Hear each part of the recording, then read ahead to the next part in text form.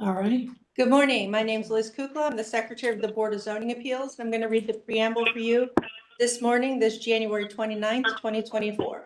In compliance with notification requirements of the city's open meeting law and section 101.021 of the codified ordinances of Cleveland, Ohio, 1976, notice of this meeting has been publicly posted.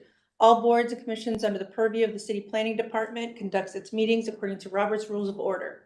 Actions during the meeting will be taken by voice vote. Abstentions from any vote due to a conflict of interest should be stated for the record prior to the taking of any vote.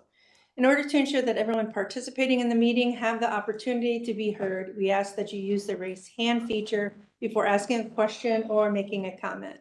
The raise hand feature can be found in the participants panel on the desktop and mobile version and activated by clicking the hand icon. Please wait for the chair or facilitator to recognize you and be sure to select unmute and announce yourself before you speak. When finished speaking, please lower your hand by clicking on the raise hand icon again and mute your microphone. We will also be utilizing the chat feature to communicate with participants. The chat feature can be activated by clicking the chat button located on the bottom of the WebEx screen. Please note that call-in users can unmute by using *6. All meeting activity is being recorded via the WebEx platform. These proceedings are also being live streamed via YouTube for public view. We have provided a link to the meeting for those who wish to speak on a particular case via our website and email. All requests to speak on a particular matter have been considered. We have also received emails from those who have provided written comment on a particular matter. Back to you, Madam Chair. Thank you. Will you call the roll, please? Sure. Ms. Holzer? Present. Ms. Roca? Present. Ms. Wilson? Present. Ms. Brown? Present. Ms. Bates? I am here. Madam Chair, we have a full quorum of board members. Excellent. Thank you. Do we have any other city council members present besides Mr. Harsh?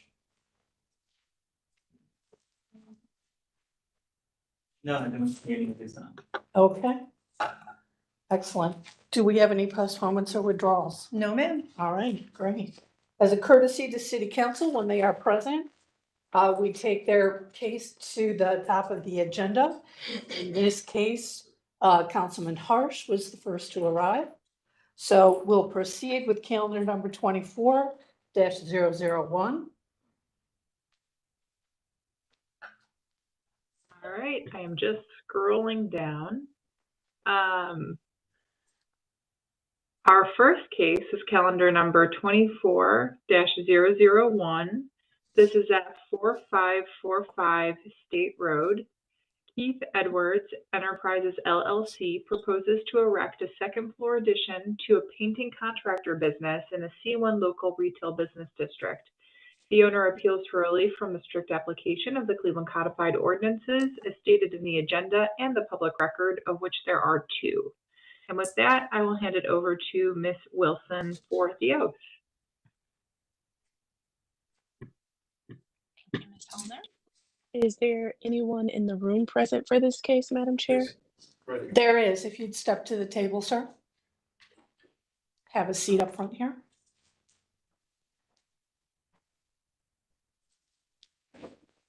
The microphone is here. Okay. Okay. Go ahead, Ms. Wilson. All right, I am going to swear in all who are present for this case. Do you swear or affirm that the testimony you are about to give is the whole truth and nothing but the truth? Please reply with I do, your name, and your address. I do. Charles Kosinski, 4545 State Road, Cleveland, Ohio, 44109. Thank you, Charles. Can you spell your last name for us, please? Kocinski. Okay, thank you. Is there anyone else who wishes to speak in this matter? I do. Chris Harsh, 601 Lakeside. Thank you. Is there anyone else who wishes to speak in this matter? I do. Charles Kennick, Old Brooklyn CDC, 4274 Pearl Road. Okay, and Charles, let me just have you spell your last name too, please. It's Kennick. Perfect. Thank you. Anyone else wishing to speak in this matter? All right, back to you, Madam Chair. Okay, excellent. Could we have the history of the property, please? Sure. Thank you, Madam Chair. This property was originally zoned general retail until 1990 when it was changed to local retail business district. We found in our variances files that in calendar number 77-180, a variance was granted to use this building as a repair garage. And then, Madam Chair, you may remember this, there was an additional variance granted in May of last year. Was ratified on, ratified on May 1st. The hearing was April 24th. This board granted an identical variance to erect a second floor addition to painting contractor business in a C1 local retail business district. The testimony given in that case was that their hours of operation will be from 7:30 a.m. to 6 p.m. Monday through Friday and 8 a.m. to 12 p.m. on Saturday. That was granted with the following conditions. The existing barbed wire on the fence will be removed. No selling of paint will take place on site, and no painting will occur on site, as it will be used as a design center and offices only. And again, that was effective May 1st, 2023. Thank you. What was that case number? Oh, thank 22? you. Calendar number 23-057. 23057. Okay. And it was barbed wire, no paint sales. Correct. Let me give you a copy. So, Madam Chair, just for the record, this variance has expired. They missed the 6-month window to affirm the case. Okay. All right. Okay. Good morning, Mary. Good morning. Would you like to read the legal standard? Madam Chair, members of the board, appellant is requesting a use variance from the requirements of the zoning code. To obtain the use variance, appellant must prove that denying the request will result in unnecessary hardship particular to the property, such that there will be no economically feasible use of the property without the variance, will deprive the appellant of substantial property rights, and that granting the variance will not be contrary to the purpose and intent of the zoning code. Great, thank you so much. Are you going to be the spokesperson?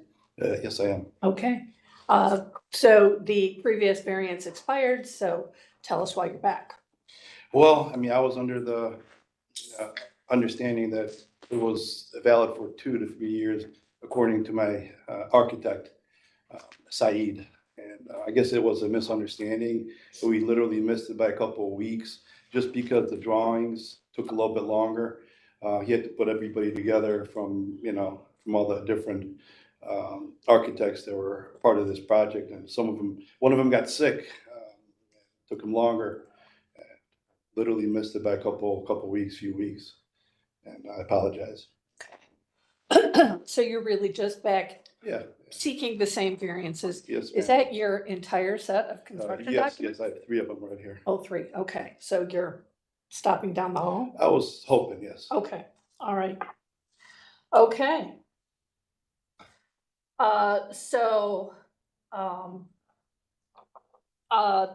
Charles from the CDC, would you like to make a statement?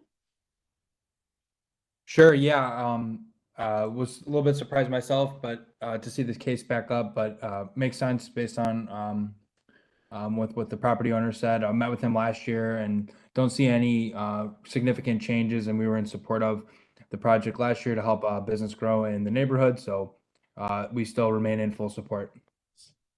Okay, thank you. Councilman Harsh? Yeah, thanks. I still support the second floor addition. I think the Pain Medics have been doing a good job in the neighborhood. They keep the location clean. It's presentable. It's a good business. I do agree with taking the barbed wire down. I don't see the need for that. And I can tell you that the only really contention with neighbors is that there were some ladders and stuff being stored behind the garage along that east-facing residential property line. But I believe that the intention and the hope here is that when the second floor is constructed and the first floor becomes available for more storage, they won't need to use that space behind the garage, which will sort of clean up the view for the neighbor to the east.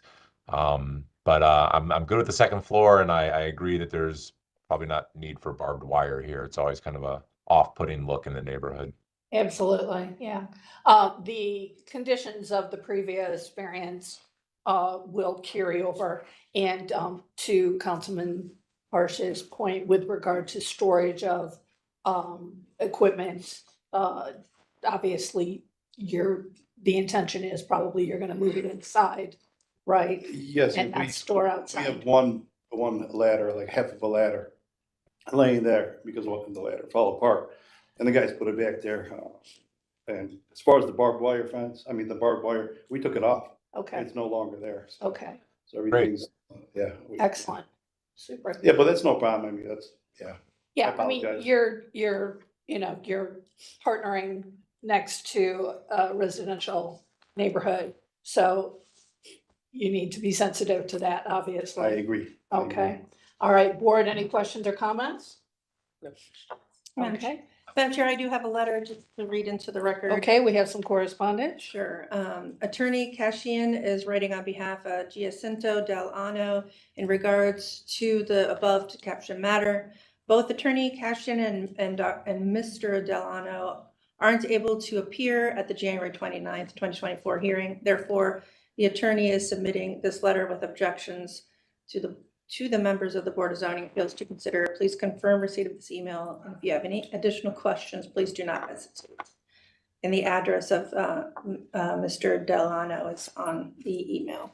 Okay, Thank you. And also, Madam Chair, if we could just get on the record as well that there have been no changes to the site plan, if we have the applicant state that for the. correct, right, I looked over that and it seems to be the same as what previously existed, so. Okay, so just to reiterate the conditions that were on the original variance, the existing barbed wire on the fence will be removed. It is. It's been. Testimony is that's already been done. There will be no selling of paint to take place on the site, and no painting will occur on the site as it will be used as a design center and offices only. We've discussed the storage of equipment outside, so you're aware of that. Okay, any other questions or comments, board? If not, I'll entertain a motion. City planning. Oh, would you like to weigh in, city planning? Thank you. Xavier Bay, representing city planning.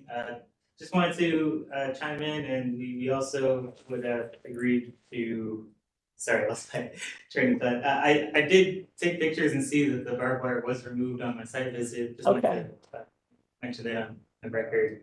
And we do recommend approval as well for this project. Okay, thank you for being our eyes and boots on the ground so that we have that verified. Our chief city planner retired, so Xavier Bay is filling in the new position, so we welcome him. All right, with that, I'll entertain a motion. Ms. Holzer, would you like to take this one? Sure thing. Having heard from the council member, the appellant, city planning, I move approval of calendar number 24-001. Thank you. Could I have a second? Member Brown, I second. Thank you. Ms. Kukla, if you'd like to call the vote. Sure. Ms. Roca? Yes. Ms. Wilson? Yes. Ms. Brown? Yes. Ms. Holzer? Yes. Ms. Bates? Yes. Calendar number 24-001 is granted. It'll be ratified next Monday. We will send you a letter, but please feel free to contact our office on Wednesday of next week for further instruction. Okay, thank you very Thanks, much. everybody. I really appreciate it. And You're welcome. can I pull a permit then, or should I wait till Wednesday? Not until it's ratified, yeah. Yeah, you have to wait for ratification. Original application. Okay. But you might want to stop down the hall and see if they can take your documents while you're here Okay. with your 20 pounds of construction. Right. All right. Thank you, Councilman Harsh. You're good to go. Good Thank luck you with very the much. I really project. appreciate it. You've got support, so people are looking forward to it. All right, no other council people? Xavier? Yes. Yes. No other council members are on the line. Okay, so Ms. Holzer, we'll move to the top of the agenda, which is calendar number 23-175. Sure thing. Our next case is calendar number 23-175. This is at 18809 Maplewood Avenue. Enterprise Holdings lessee proposes to install a 10-foot tall fence in a C2 semi-industry district on a parcel of land owned by the city of Cleveland. The owner appeals for relief from the strict application of the Cleveland Codified Ordinances as stated in the agenda and the public record, of which there is one. And with that, I will hand it over to Ms. Wilson for the oath. Thank you, Ms. Holzer. Madam Chair, are there people in the room wishing to speak in this case? Do we have people in the room for this case? It appears we do not. Oh, are you? Hi. We do. My name is Bill Mullins. I'm the ground transportation manager at Cleveland Hopkins, Okay, and I take care of the contract for Hertz. okay. So, Ms. Wilson we have to swear you in. So Okay. Ms. Wilson will swear you in. Okay, I will go ahead and swear you in. Do you swear or affirm that the testimony you are about to give is the whole truth and nothing but the truth? Please raise your hand, reply with I do, your name and your address. I do. William Mullins, 37465 Detroit Road, Avon, Ohio. Okay, thank you. Is there anyone online who wishes to speak in this case? All right, Yes. I will hand it back. Oh, there is. Please, let me just go ahead and swear you in too. Do you swear or affirm that the testimony you are about to give is the whole truth and nothing but the truth? Please raise your hand, reply with I do, your name and your address. I do. My name is Michelle Affronti, 550 Assembly Street, Columbia, South Carolina, 29201. Okay, thank you. Is there anyone else online who wishes to speak in this matter? I do. Okay, I thought I heard another voice. I thought I did too. Yes, I do. Yes. John Zacola. Okay, Go ahead. all right. To Okay. swear in, please reply with I do, your name and your address. Sure. I do. John Zacola, 8249 Mohawk Drive, Strongsville, Ohio. Perfect. Anyone else online wishing to speak in this matter? Yes, my name is Parsh Davis, and my address is 550 Assembly Street, Columbia, South Carolina, 29201. Okay, and do you swear or affirm? There you go. Thank you so much. You're welcome. Anyone else online wishing to speak in this matter? All right, back to you, Madam Chair. Okay, thank you. John, could you spell your last name for us, please?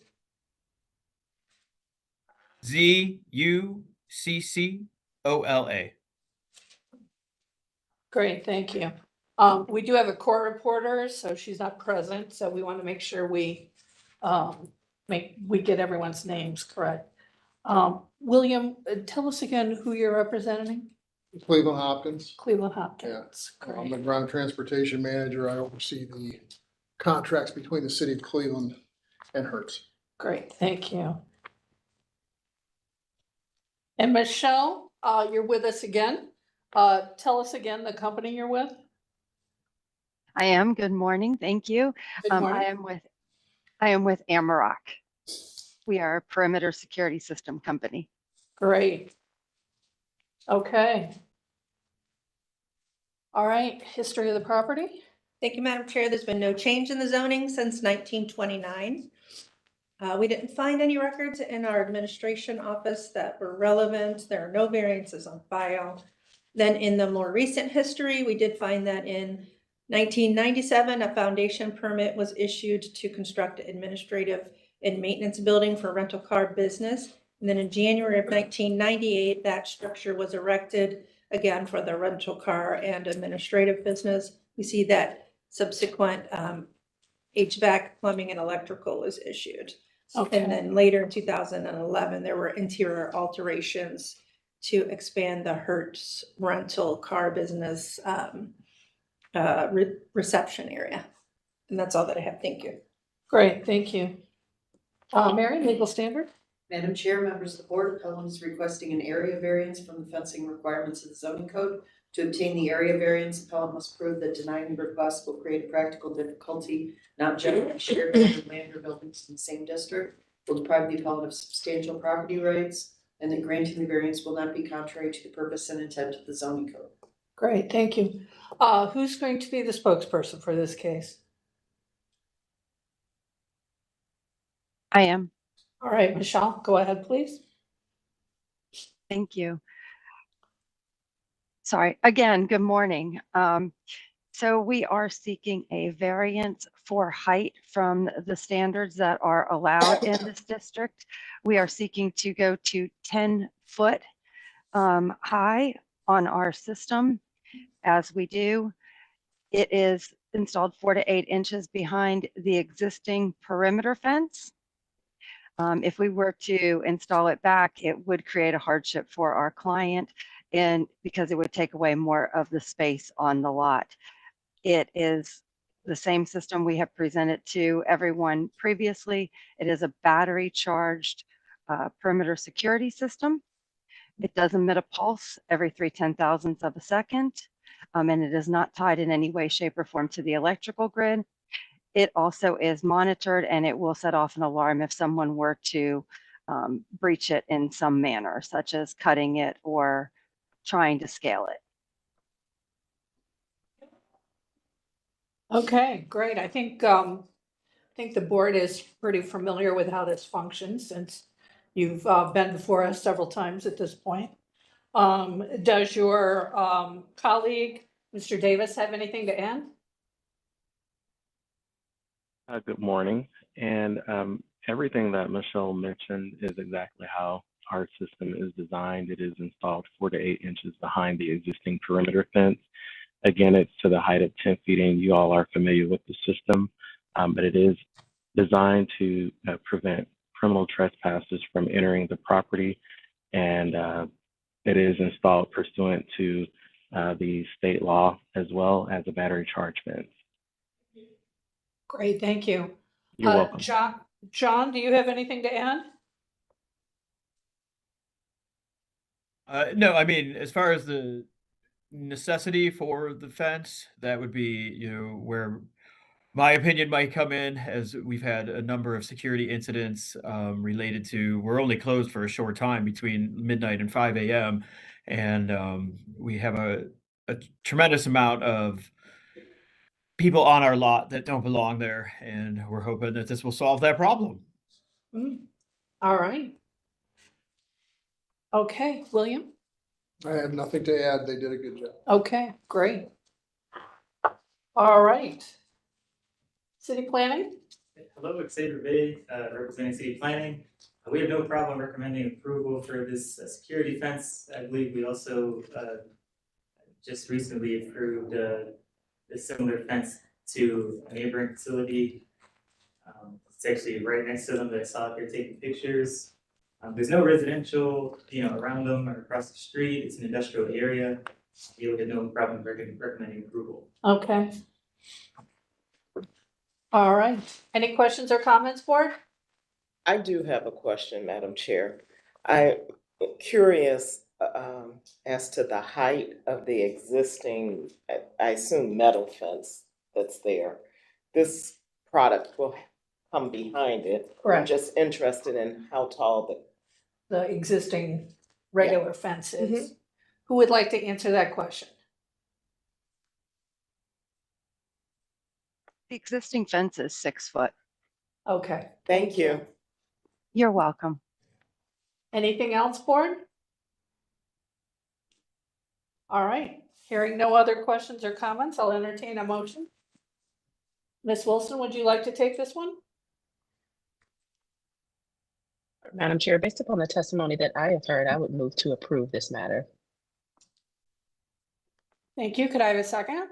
Board Member Roca seconds. Thank you, Ms. Roca. Ms. Kukla, if you'll call the roll. Sure. Ms. Holzer, Yes. Ms. Brown, Yes. Ms. Roca, Yes. Ms. Ms. Wilson, Yes. Ms. Bay. Yes. Calendar number 23-175 is granted. It'll be ratified next Monday. We will send you a letter, but please feel free to contact our office on Wednesday for further instruction. Thank you. Thanks Thank for you. making the trip downtown. Thank you very much. Have a great Thank day. Thank you. all. All right. All right. Next, we have calendar number 23-226. Ms. Holzer. Sure thing. Our next case is calendar number 23-226. This is at 16411 Lucille Avenue.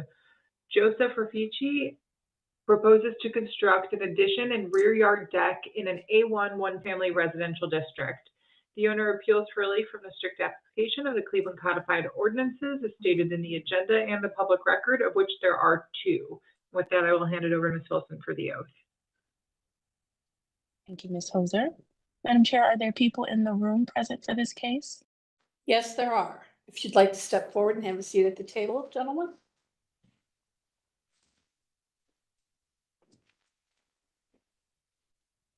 Okay, Ms. Wilson will do the oath for you. Just raise your hand. Go ahead, Ms. Wilson. Okay. All right, I am swearing in all who are present for this case. Do you swear or affirm that the testimony you are about to give is the whole truth and nothing but the truth? Please reply with I do, your name, and your address. I do. Joseph M. Rafici. I live at 16411 Lucille, Lucille Avenue, Cleveland, Ohio, 44111. Thank you. Joseph, can I have you spell your last name? R-I-F like in Frank, I-C like in cat, I. Thank you. Thank you. Okay, you can go ahead. I do. Justin Odell, 871 Canterbury Road, Suite F, Westlake, 44145. And O-D-E-L-L, right? Correct. Okay. You're the architect? Correct. Contractor. Okay. All right. Proceed, Is Ms. there anyone Wilson, please. online? Sure. Is there anyone online who wishes to speak in this matter? It appears not. All right, back to you, Madam Chair. Thank you, Ms. Wilson. History of the property, please. Thank you, Madam Chair. There's been no change in the zoning since 1929. In our Records Administration Office, we found that in 1977, a permit was issued to erect a chain link fence. There are no variances on file. And then in the more recent history, we see that in 2018, there were plumbing, electrical permits pulled for this property, and there were interior alterations as well in 2010. And I don't see anything else that's relevant. Thank you, Madam Chair. Okay, great. Legal standard, please. Madam Chair, members of the board, Helen is requesting area variance from the interior side yard and expansion of an existing non-conforming use requirements of the zoning code. To obtain the area variances, the appellant must prove that denying the request will create a practical difficulty not generally shared by other land or buildings in the same district, will deprive the appellant of substantial property rights, and that granting the variances will not be contrary to the purpose and intent of the zoning code. Great, thank you so much. Who's going to be the spokesperson? I can speak. Okay. The intention of the addition is to allow evening in place for the resident, Mr. Rafici, who has lived in the house for 39 years. 39 years. He loves the city of Cleveland, doesn't want to relocate, wants to accommodate aging in place. The existing home is right up against the property line. We would like to align with the existing architecture of the home, therefore just extending the existing footprint of the home back without making a long rectangular addition, taking up the entire backyard, as well as not coming down on the west side and encroaching into the driveway and allowing their accessibility on that side. We have spoken and have a letter that was attached by their neighbor that has no objection to this as well. Okay. Do we have that correspondence, Ms. Kukla? Allow me a moment to check. I think Certainly. I think Xavier is scrolling through to see if it's. So if I understand it correctly, the addition is not going to go any further into the side yard than the existing. You're keeping the Correct. footprint Yes. with the existing building. All right.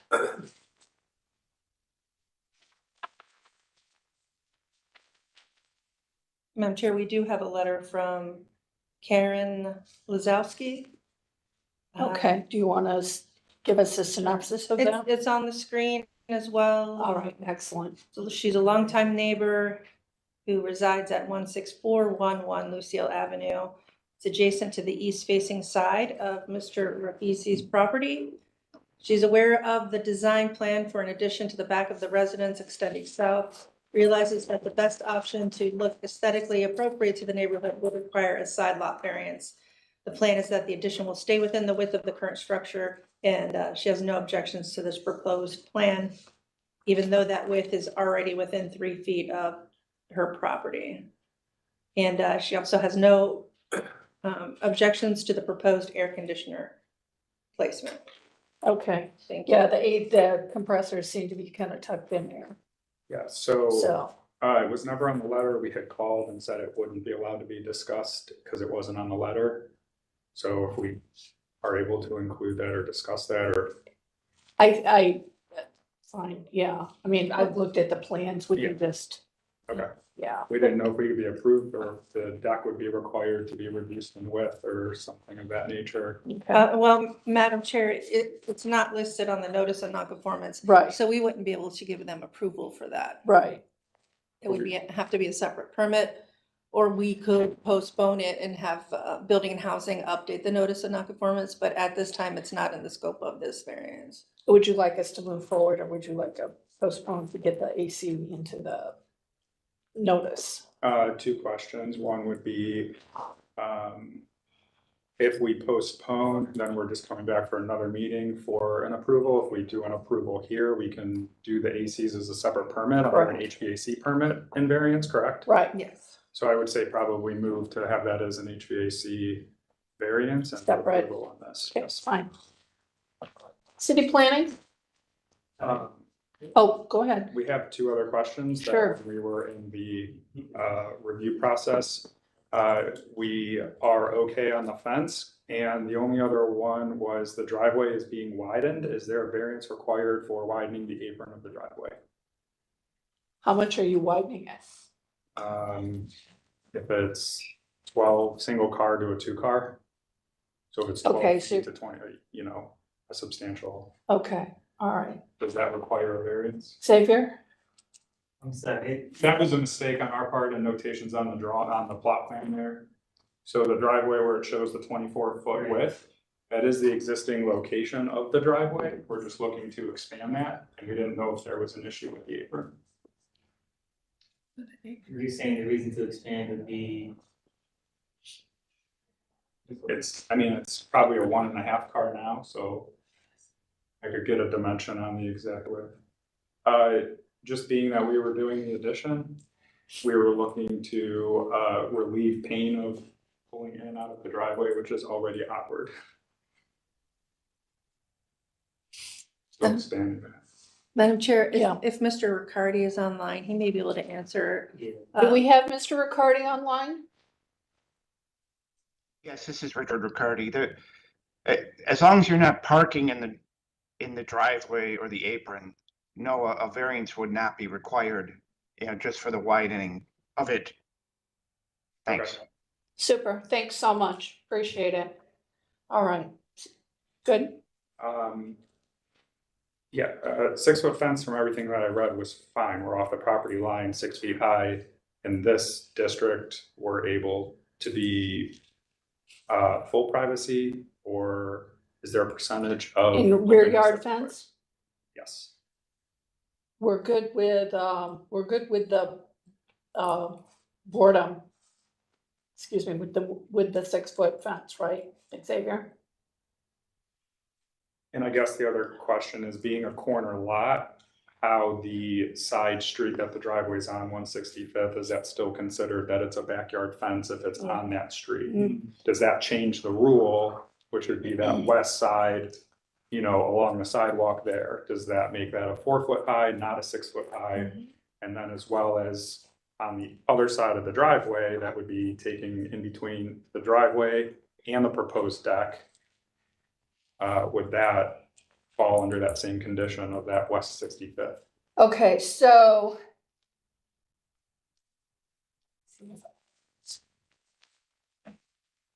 Was the fence on the site plan that you presented to Building and Housing? Yes. Well, it's not listed here for us to Right. comment, so Correct, I'm yes. assuming it's fine. Yeah, Okay. So until further notice, we're okay. right, yeah. Well, Madam Chair, it does show that it is directly on the sidewalk. It's 6 foot and board on board. Directly on the sidewalk, where? It doesn't look like it's set back from the By the- property line. It's, Right, it's, fence is at the, where the garage is? It's there's a dashed line. We have it, I believe, a foot off the property line. Oh, I see it it's now. hard to, okay. I just turned around.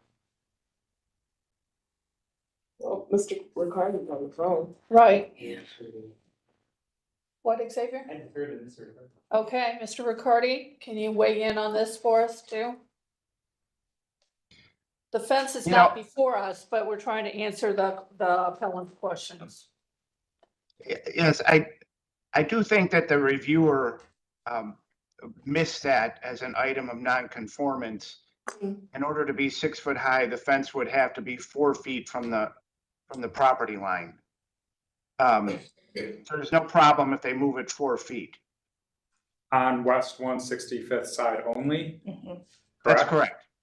Okay, and then the one that's on the east side of the driveway in between the deck is fine, because that is obviously more than 4 feet away from the property line, correct? Correct. Okay, so move that back 4 feet. Right, now, do we have, what is to the east? Do we have a neighbor's driveway? It's a driveway, yes. Okay. The east of that, or on top of that drawing is Karen's driveway, yes. Okay.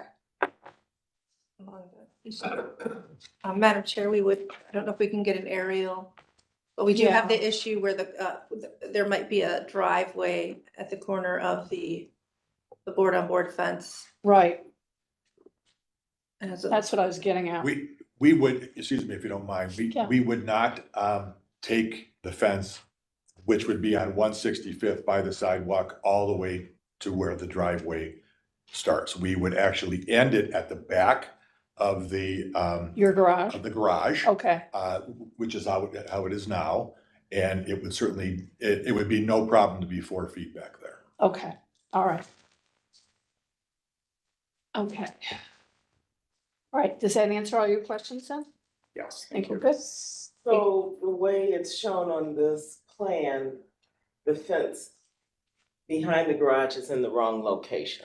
We will update it. A bit off, yes, but pretty close. Yeah.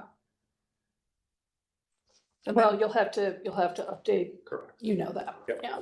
Okay, Madam Chair, we should probably get a copy of that for our files. right, for the records, yeah, so, Update and resubmit. yeah, resubmit those to us as well, so we have that. So that everything reflects what is gonna be current and correct. Absolutely. Okay. All right. Mr. Riccardi, anything else to add, or are you done? No, that all sounds good. Okay, great, thank you so much. Xavier, anything else? No, Silver Bay City representing city planning, we would have no issue recommending approval for the variances here today. I mean, the foundations to remain, doesn't seem an issue, we stopped it overhanging. Okay, great. All right, board, so looking at the variances that we have before us, which are the side yard and the expansion of the residence. Those are the two issues that we're really looking at. Though we've answered the questions for the appellant with regard to other, with regard to the fence and AC. So are there any, excuse me, are there any questions or comments? Hearing none, I'll entertain a motion. Ms. Roca, would you like to take this one? Yes, ma'am. I, based on the testimony we've heard today, I move to approve calendar number 23-226, noting that the appellant will submit a set of updated plans showing the new fence addition. Great, thank you. Could I have a second? Member Brown, I second. Thank you, Ms. Brown. Ms. Kukla, if you'll call the roll. Thank you. Ms. Holzer? Yes. Ms. Wilson? Yes. Ms. Brown? Yes. Ms. Roca? Yes. Ms. Bates? Yes. Calendar number 23-26 is granted conditionally. We will hold ratification until we have that updated site plan. Once we receive that, we will ratify it the following Monday and send you a letter. But again, after that Monday, contact us on Wednesday for further instruction. Thank you. Thank you. Very much. Thank you. Good luck with your Thank you. addition and Love Mod- Cleveland. modifying to age in place. That's the way to go. So Yes. Thank good for you. Thank you very much. Thank you. Have a good day. You too. Excuse me, Madam Chair, Councilman Starr has joined us in the meeting. All right, Councilman Starr has joined us. So again, as a courtesy to council people, when they're present, we move their case to the forefront of the agenda. So, Ms. Holzer, that means we'll be moving on to calendar number 23-229, and we welcome Councilman Starr. Sure thing. Our next case is calendar number 23-229. This is at 2982 East 61st Street. ABA Enterprise Connect LLC owner proposes to operate a children's boarding home for 10 children in a B1 two-family residential district. The owner appeals for relief from the strict application of the Cleveland Codified Ordinances as stated in the agenda and the public record, of which there is one. With that, I will hand it over to Ms. Wilson for the oath. Okay, thank you, Ms. Holzer. I will swear in all who are present for this matter. Madam Chair, is there anyone in the room today? Yes. There's not. Oh, yes. All right, sir, if you'll step to the table for us, please. We have one person getting settled in. Okay. Yes, hello. Morning. Morning. Microphone's here for you to speak to, and you'll just raise your hand and repeat after Ms. Wilson. All right. Do you swear or affirm that the testimony you are about to give is the whole truth and nothing but the truth? Please raise your right hand and reply with I do, your name and your address. I do. Peter Bazuk, B-A-S-Z-U-K, and I live at 5900 Maurice Avenue, around the corner from the proposed variance request. Okay. Thank you. Is there anyone online who wishes to speak in this matter? Yes. Althea Van Horn. Okay, please reply with I do, your name and your address. I do. Marilyn Moshinsky, Slavic Village Development, 5620 Broadway Avenue. Thank you. Can you spell your last name, please, Marilyn? Sure, it's M as in Mary, O-S as in Sam, I-N, S as in Sam, K-I. Thank you. Is there anyone else online who wishes to speak in this matter? Yes, I do. Kudzama Timachani, 2984 East 61st Street. Okay. Anyone else online who wishes to speak in this matter? Yes, I do. My name is Ronald Gardner, 2978 East 61st Street. Is there Ronald, anyone else? I'm sorry. I just need Ronald's last name spelled, please. Mm-hmm. Can you spell your last name? Gardner.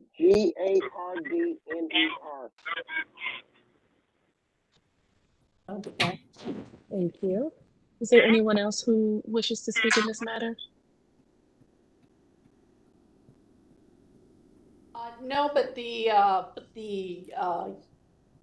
young lady that swore in, if you could spell your name for our court reporter, please.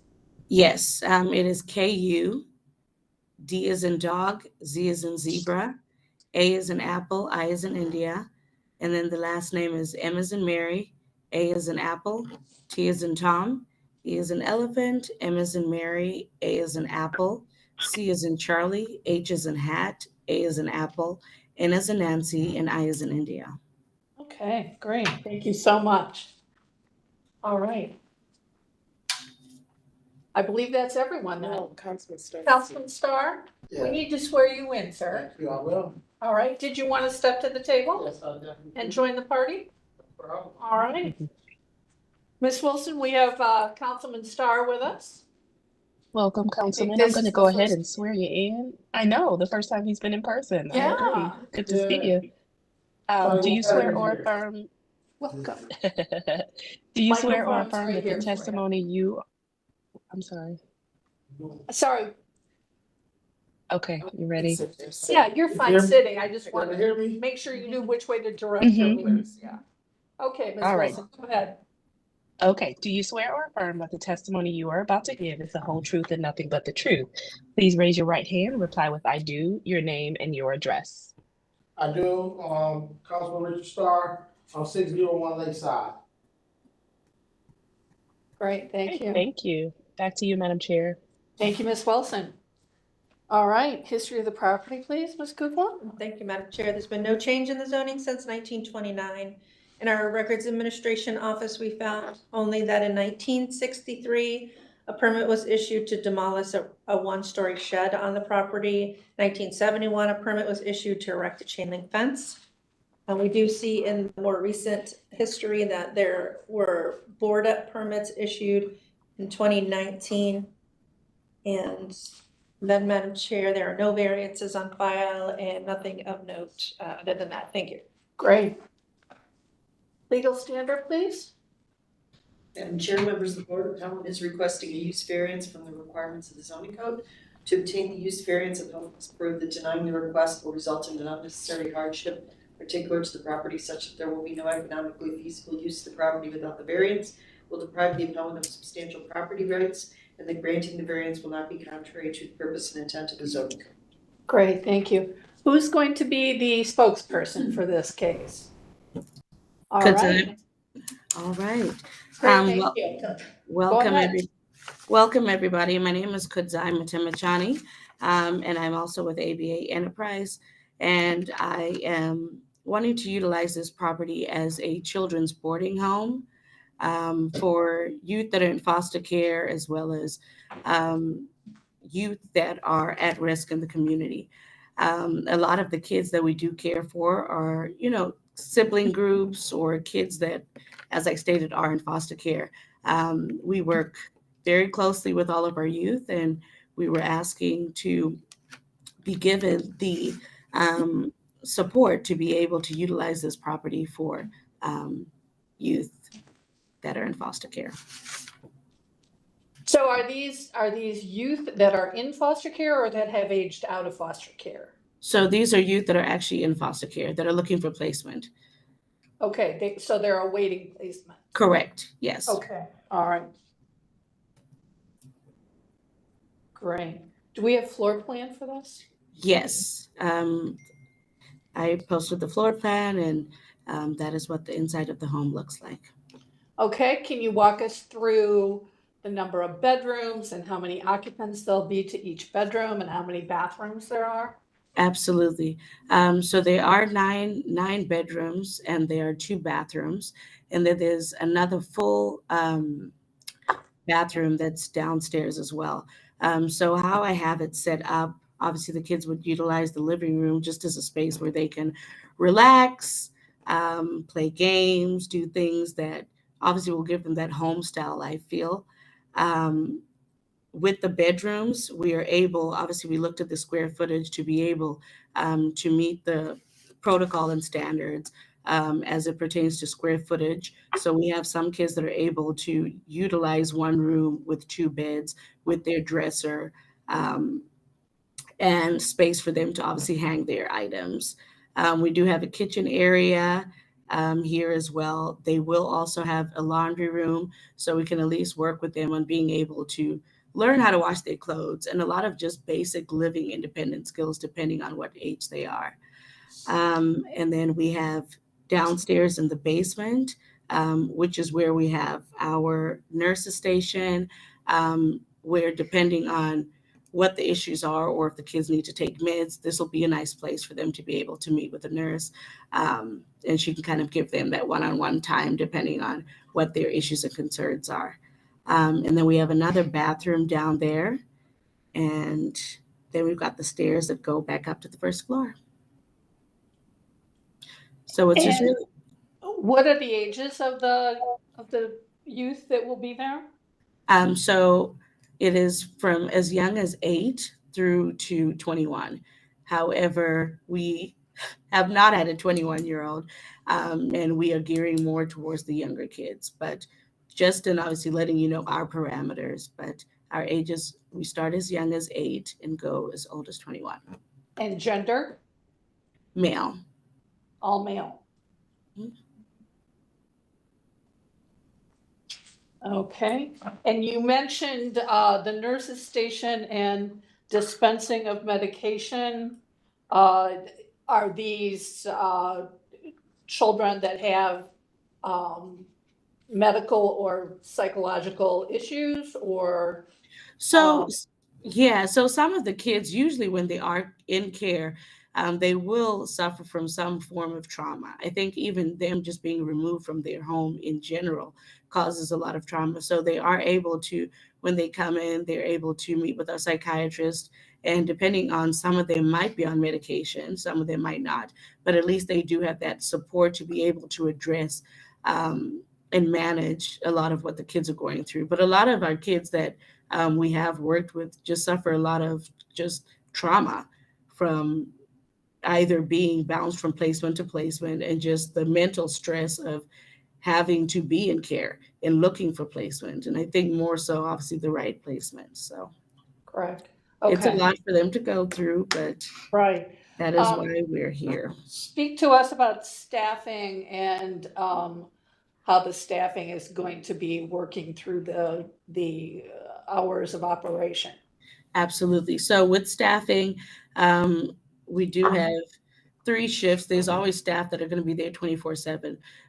So with the staffing, it's typically going to be 6 in a ratio of 12. Legally, it's one staff per 3 kids.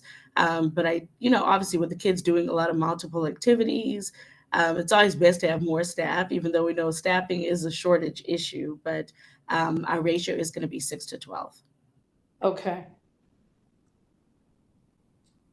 And talk about transportation, getting them to and from school, getting them to and from activities, Absolutely. those sorts of things. Absolutely. So how transportation works, all of our kids go to like a brick and mortar school, depending on obviously what their needs are. In terms of transportation, we have our van, which we'll utilize to pick the kids up, drop them off, take them to afternoon activities, weekend excursions, doctor's appointments. So we will have our van. That'll be a 15-passenger van that's able to transport the kids back and forth. But as it pertains to school, all of them will go to a brick and mortar school, which we work very closely with the educational department to figure out, based on their needs, do they need to go to a PEP school? Do they need to go to a charter school? So just obviously encompassing what is most appropriate for them. And tell us a little bit briefly about your background and your credentials for doing this. Yes. So I am a social worker, and I've been a social worker for years now. I actually graduated from Cleveland State University, and I work with youth. That is my population, working with youth and families in need. So I have pretty much always been in the helping field. That's my passion, and it's very rewarding to me. So that is my background. All right. And it sounds like you're also a dog mom. Yes. I try to put her in the bathroom just to be a little quieter, but yes. Yeah. Okay. All right. Okay, we'll move on then to Ronald. Did you want to make a statement? Yes, I would like to make a statement. I own the property next door, and I am in full support of helping the youth, helping our children get a second chance out here in life, and I commend them on what they're doing. And if there's anything that I can do, assist them, being a neighbor next door, I would love to. So they got my 100% support. Okay, great. All right, Peter, did you want to make a statement? Madam Chair, could I wait till the other neighbor speaks first? Sure, sure. Who's the other neighbor? Well, that's the only neighbor that I had. Marilyn, would you like to make your statement? You're on mute, Marilyn. We're good at reading lips, though. Sorry about that. I try to keep it quiet. I'll wait for Peter and Councilman to make their statements. Okay, all right, sounds like you're up then, Peter. Thank you, Madam Chair. I'm not adjacent to the property. I'm around the corner from it. I understand we're only here for the 15-foot variance. Is that correct? Right, we have just the one variance. The only thing I have to make is a statement. I'd like to also offer support to ABA Enterprises' mission, which I think sounds great. I'm very puzzled by the placement of this facility because it's not really near anything that could facilitate other than a living space. Whereas if you went to somewhere like Broadway and Union, Slavic villages that have very big footprint, you're a short walk from Stella Walsh Recreation Center, Boys and Girls Club, public library, elementary school. So I'm puzzled by the placement of this. Ms. Brown might remember the Opportunity Corridor days. Nice to see you again. And I recognized you. Thank you, likewise. And what that has done in this neighborhood has increased the on-the-road vehicle traffic 3 or 4-fold from what it was before the corridor. There is no good place for children to play on that street. Neighbors kind of overlook the basketball hoop in the middle of the street till 2 in the morning, you know, because the park is a few blocks away and it's an outdoor-only park. So I understand young boys are not going to want to just stay inside this facility. So I'm a little puzzled by the placement of it, and that's the only statement I have to make. But their mission sounds great to me, and I wish there was some way I could help them if I can. Excellent, thank you. Do we have any correspondence to add to this? No, I don't believe so. Okay. Thank you.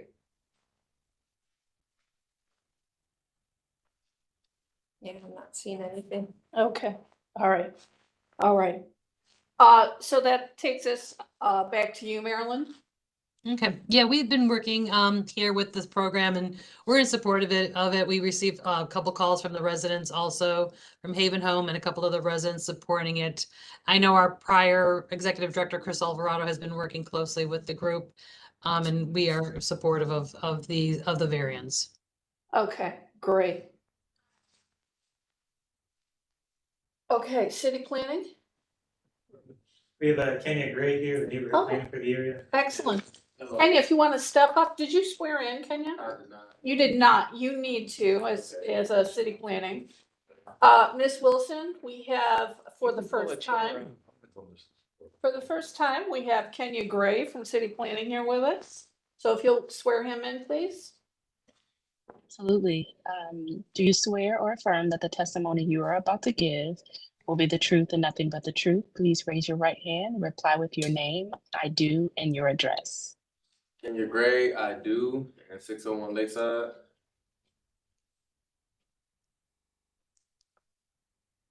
Great, thank you. Okay, go ahead. I'm in support of this children's home. I know Haven Home is right across the street. I think that the youth in that area, kids that need a second chance, this would be a good place for them to go. And yeah, I support it. Okay, great. All right. To the appellant, would you like to respond to the question about why you chose this particular location? Absolutely. I thoroughly enjoy just being in the Slavic Village neighborhood.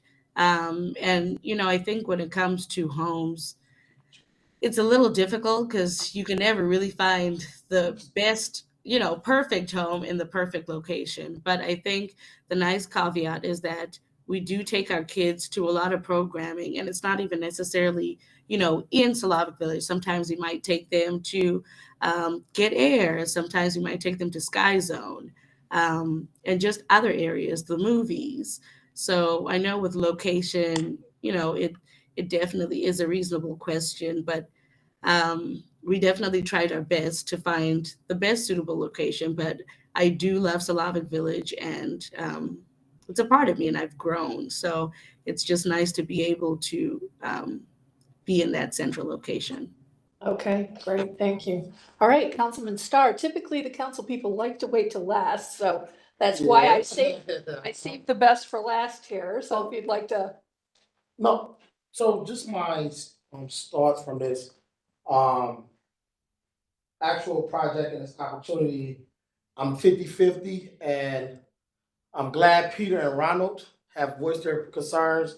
January 15th, the neighborhood block club president sent me a text message, and sometimes their text messages is different because they say, "I see your name on this, Councilman Starr, that says you automatically support stuff." I said, "No, it's just a notice for me to be able to come and know about this." So one of the things I would say is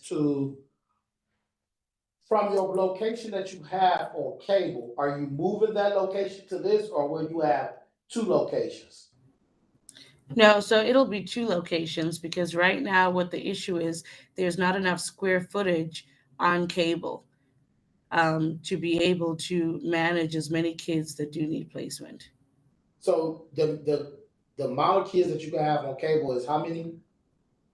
Right now we have 7. 7, and the age ranges or from 8 through 21, but we don't have a 21-year-old right now. So we have 8 through 18 right now. Okay, 8 through 18, and you have 7. And okay, so therefore over here you would do the same thing at this house, but you want to go to 10, am I correct?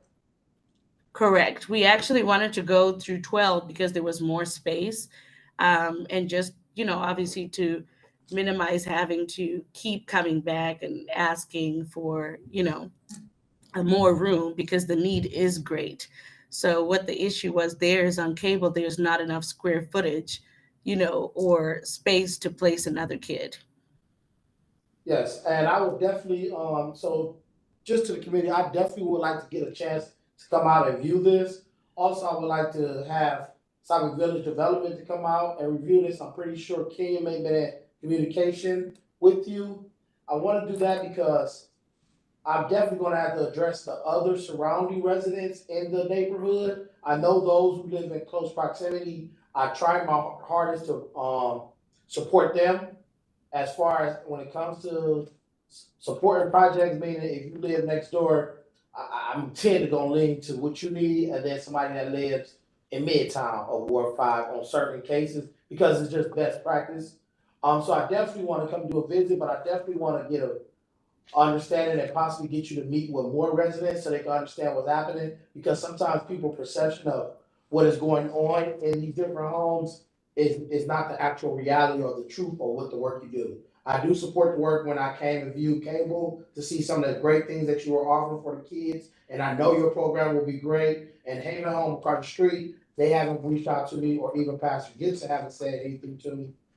I just to the committee, I do want to support it, but I'm just cautious because I haven't yet to been able to get a good sense of all of the community support. I know one of the presidents texted me that she was receiving calls and residents were in not so much in support of it, but I have yet to be able to sit everyone down and to be able to explain the good service that this is due. So I'm kind of 50-50 committee. So question to you then is, do you want to ask for a postponement, or do you want us to proceed and make the community meeting with you a condition of the approval of the variance? Can we possibly postpone it and bring it back so I can have a chance to schedule that meeting with the community? And we can definitely, I would like to invite her in so she can talk about it, because one of the things people don't understand is that she has this in Southwick Village already. She has it on right within walking distance, if I may say, within walking distance of East 65th Street to get straight to her other location. So I would love to be able to have that type of conversation for her to be able to present this and talk to some residents so they can understand. And Peter knows that I deal with a lot in the St. Hyacinth neighborhood. And sometimes I'm right, and I'm never right because I'm always wrong. and in order for me to make sure I want to put my full support, like I said, I know the work that you do. I do believe it's great, but I think for the sake of the community, we got to at least allow them to also get a chance to voice their opinion, such as Mr. Peter and Mr. Ronald, which is helping me be able to do that. Right. Do you feel comfortable with a 30-day? Yes. I Okay, do. you can do what you need to do in that time? No problem. All right, Ms. Kukla? Yes. You didn't open it up to the board. No, I did not. I did not. Go ahead, Ms. Brown. Thank you. And thank you, Councilman Starr, for mentioning the other property on Cable. Are there other properties, or the two that have been referenced during this meeting, how many properties do you have? We have one property right now. This will be the second one. Okay. Okay. And how long have you had that property or been operating it for foster care? It's been 3 years, 2 years. Thank you. And then, you gave us the ratio of staff.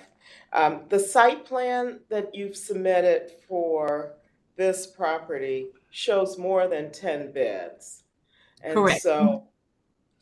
So I would ask that you have a modified site plan that just shows 10 beds when you come back for the full approval. Okay, yes, and I know just with that, I know initially when they had called, that was an error on our end, that we were seeking a variance for 12 and not 10. That's why I had put on the PowerPoint, the ratio would be 6-12. Okay, because we have 10 children listed in the The letter. description. Correct. And so, Madam Chair, if we do postpone it, we can re-advertise it with the 12. With the 12, okay. Comfortable with that? Sure, whatever it's really supposed to be. Right, yeah. Okay. All right. Any other questions or comments from the board? All right. All right. I want to thank everybody for taking the time. 1 minute, 1 minute. So February 26th would be approximately 30 days. Okay. The following week would be March 4th. You have a preference, Councilman? You said March February 26th or March 4th? March 4th, because I know we're gonna be doing budgeting by the 26th. So March 4th. Okay. All right, so calendar number 23-229 is then postponed to March 4th to allow time for council to meet with the appellant, the CDC, and the neighbors in the community. All right? No problem. You might want to be there too. Oh, yeah, okay. Yeah. Okay, great. Thanks so much, everyone. Good to see you for the first time. Thank you. Thank you. Good seeing you again, sir. Likewise. All right.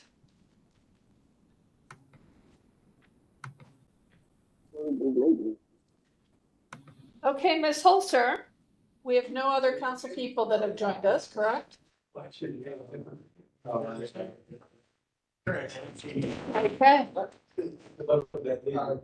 All right. I'm there for you, Bobby. You sit next to me.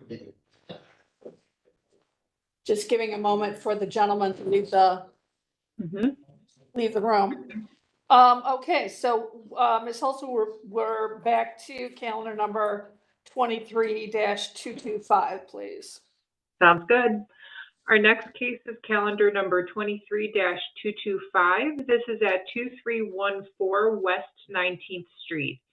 DI Development LLC proposes to build a new residence and garage in a B1 two-family residential district.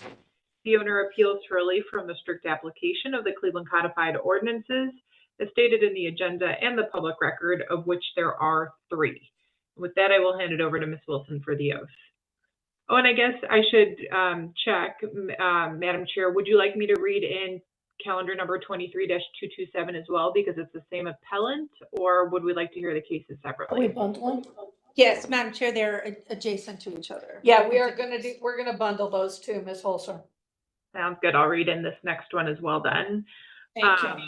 We have calendar number 23-227. This is at 2304 West 19th Street. Again, DI Development LLC owner proposes to build a new residence and garage in a B1 two-family residential district. The owner appeals for relief from the strict application of the Cleveland Codified Ordinances as stated in the agenda and the public record. And for this case, there are 3 sections listed as well. And now I will hand it over to Ms. Wilson for the oath. Great, thank you. Thank you, Ms. Holzer. I will swear in all who are present for this case. Madam Chair, do we have anyone in the room? We do, yes. He's making his way to the table. Hello. Okay. Hi. All right, you just raise your right hand and Ms. Wilson will do the oath. All right. Do you swear or affirm that the testimony you are about to give is the whole truth and nothing but the truth? Please reply with I do, your name and your address. My name is Daniel Kiefer. I live at 2298 West 19th Street. Okay, thank you. Can you just spell your last name for us, please? Sure. Kief, as in Frank, ER. Okay, thank you. Is there anyone else who wishes to speak in this matter? Yes, my name is Michael Horton. I'll be representing the owner. I'm the architect on the project. Okay, and do you swear or affirm that the testimony you are about to give is the whole truth and nothing but the truth? Please reply with I do, your name and your address. I do. 812 Huron Road, Cleveland, Ohio, 44115. Okay, thank you. Is there anyone else who is present for this case? It appears not, so we'll move on. Thank Back you, to Ms. you. Wilson. You're Thanks. welcome. All right, history of the property, please. Thank you, Madam Chair. This property was originally zoned semi-industry, and then in 1949, it was changed to the current zoning. In our Records Administration Office, we only found that in 1983, a permit was issued to demolish a shed on the project area. And then in 1963, a permit was issued to install aluminum siding and new windows and doors. Then there's nothing of note in the more recent history, and there are no variances on file. Thank you. Okay, and that's for both properties? Yes. All right, excellent. Legal standard, please. Okay, the violations are the exact same for both of these. So Madam Chair, members of the Board, appellant is requesting area variances from the driveway, minimum distance, and permitted encroachment requirements of the zoning code for each property. To obtain the area variances, appellant must prove that denying the request will create a practical difficulty not generally shared by other land or buildings in the same district, will deprive the appellant of substantial property rights, and that granting the variances will not be contrary to the purpose and intent of the zoning code.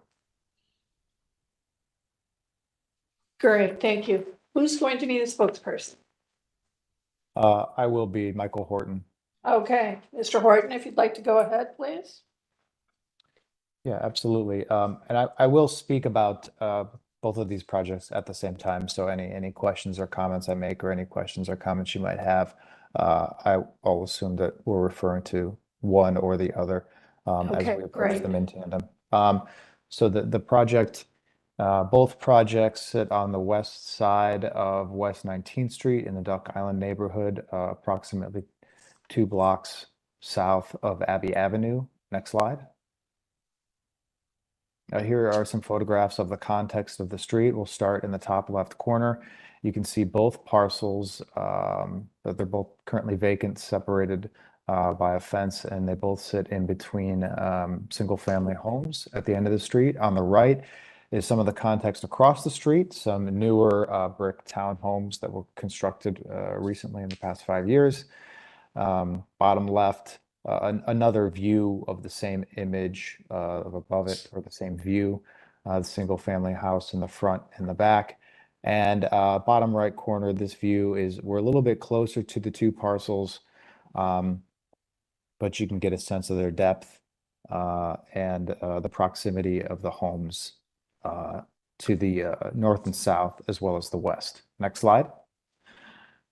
Here is just a parcel plan of the 2 vacant properties. They're both approximately 105 feet deep, excuse me, and 33 feet wide. And you can get a sense of the existing buildings. Next slide. And we zoomed out a little bit, but the same drawing here, you can get a sense of what we're proposing. 2 single-family homes, each with a detached garage in the back of the yard. They share a driveway at the center of the 2 parcels to still allow for off-street parking and minimizing the curb cuts. It's pretty tight and congested back there. So by sharing a drive, we're able to alleviate some of the traffic and the street parking congestion that would be proposed on this street. Both houses are identical in terms of their footprint and the configuration and their architectural elements. They mirror one another, and we're proposing different colors for the exterior materials. But other than that, they are the same, approximately 2,100 square feet with 2-car garages in the backyard. Next slide.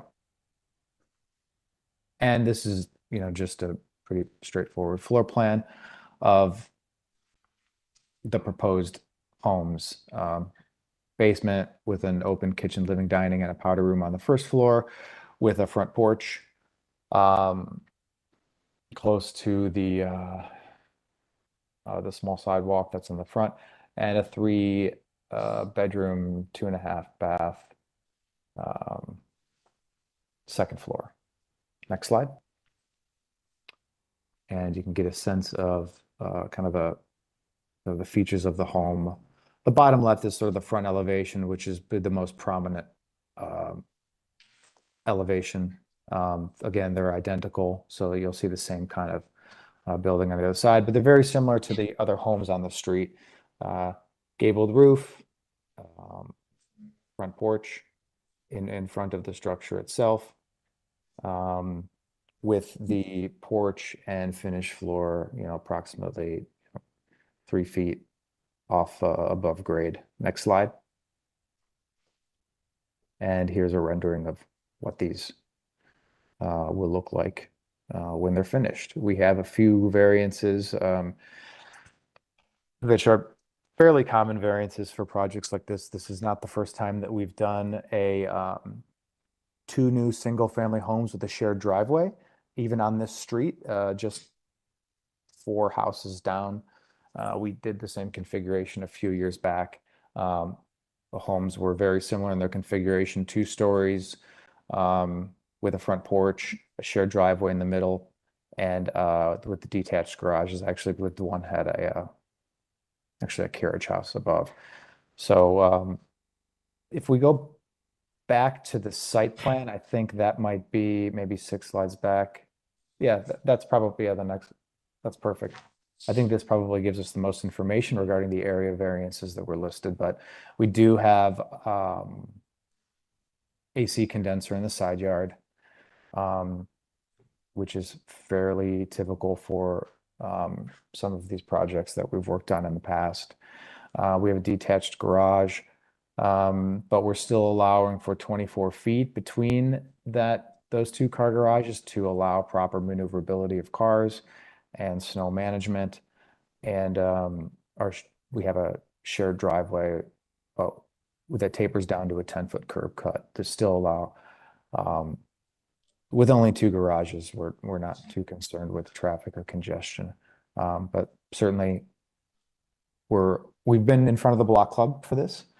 There were some questions about the landscaping, which we did address to them, and they have submitted a letter of support, which was sent to Donna Gregonis of Tremont West. And Tremont West is also familiar with the project, and they don't have any issues with it. We've been in front of design review. I think as previously was when there was a HDRS. I know that's changed, but the project has been approved by design review. So with that, we're open to answer any questions or comments you might have. Just curious about the height of the building at the peak. Sure. Let's see. I can pull that up for you. It'll take a minute, but I certainly, if you give me a few minutes, I can access the drawing. Well, it looks like Typically it from might the be on the zoning. drawing, I just can't read the number. Mm-hmm. Oh, yeah, so I thought you meant the ridge itself, so Yeah. 29 feet to the mean height, Okay. which is where we take the height from What's the typically. pitch on that? I believe it's 1612. Yeah, okay.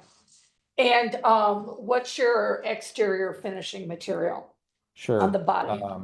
Yeah, if we go to the final slide, there we go. So we're gonna have fiber cement board as the primary material, lapped Okay. fiber cement board with a 5-inch exposure. At a certain point along the facade where we have a downspout, behind that downspout, there will be a transition strip, and we would transition to a vinyl lapped siding that is the same color and the same exposure. We've done this on a few projects, and we've found specific manufacturers and colors that have near identical match. Obviously, nothing's identical, but so it'll be a combination of fiber cement board and vinyl lapped siding primarily, with black asphalt shingles and fiber cement board panel porch with smooth panels at the columns as well as the fascia on the roof with a flat roof. So what type of, which siding are we getting on the body of the buildings that are closest to the adjacent houses? You're getting both. If we go back to the render, one page back, I believe. So in the entire front facade is fiber cement board, lap siding. Okay. And then as the fiber cement board turns the corner, you can see in both, on both houses, there's a downspout Yeah. that occurs about 15 feet back. At Right. that location, the material changes. But in Okay. terms of its color and its exposure and its texture, it will be the same. All right. I just am I just am curious from a fire retardant standpoint, so. Yeah, we will still meet all applicable Yeah. building codes. And the walls Okay. will be rated if necessary. Okay, is there anything else from you, Mr. Horton? Nothing else from me. Okay, Liz, do we have correspondence from the CDC?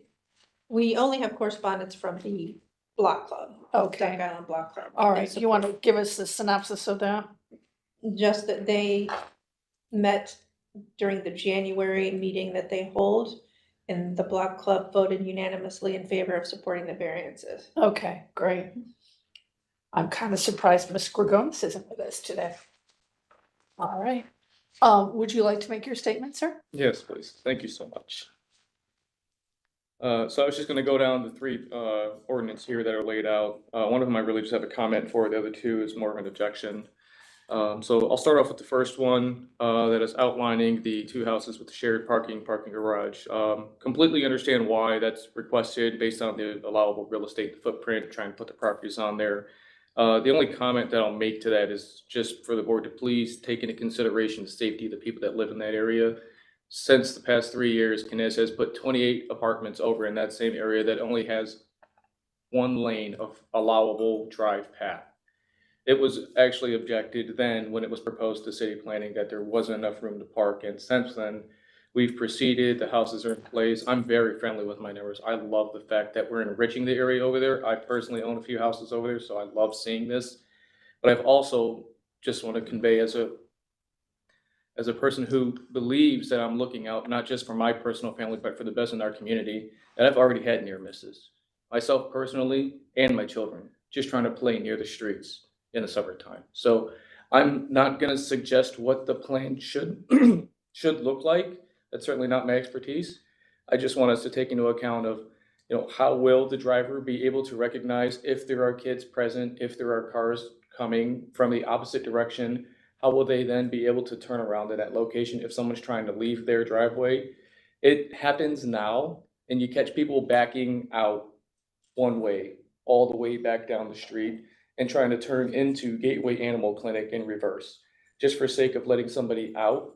And the reason behind this is there is parking that is allowed along the street of 19th. If we're looking at this screen here, actually, it's the left side all the way down. So because there is parking allowed there, which is fine, I support that. I think it's necessary because a lot of houses over there don't have garages. How do you actually get cars to and from out of there with only one lane of accessible traffic?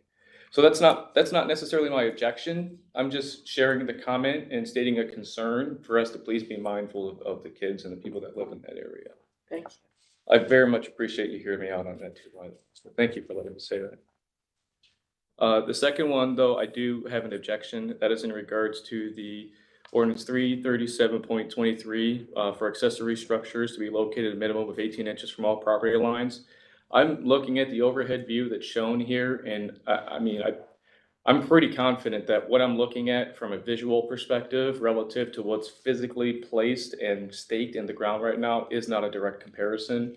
The zoning line, as it's shown right now, rides against the rear house just north of this image right here. So there's two houses located on one parcel, both of which I own and live in. And as we work down that lane or that line right there, that zone line is actually dead against the house in the rear. So and this is my first time seeing these site plans, by the way. So where I go with that is if we permit the garage to be 12 inches off the property line and the property line is practically already on the house. These houses were built in 1880, so it was about 33 years before the commission existed at the time, before stakes even existed at the time. I'm worried that I won't be able to do any simple maintenance work like foundation work or siding or windows or anything like that. I just went back there this morning out of curiosity's sake and took a tape measure to the outside of the electrical maintenance panel where, the electric company comes and does their service.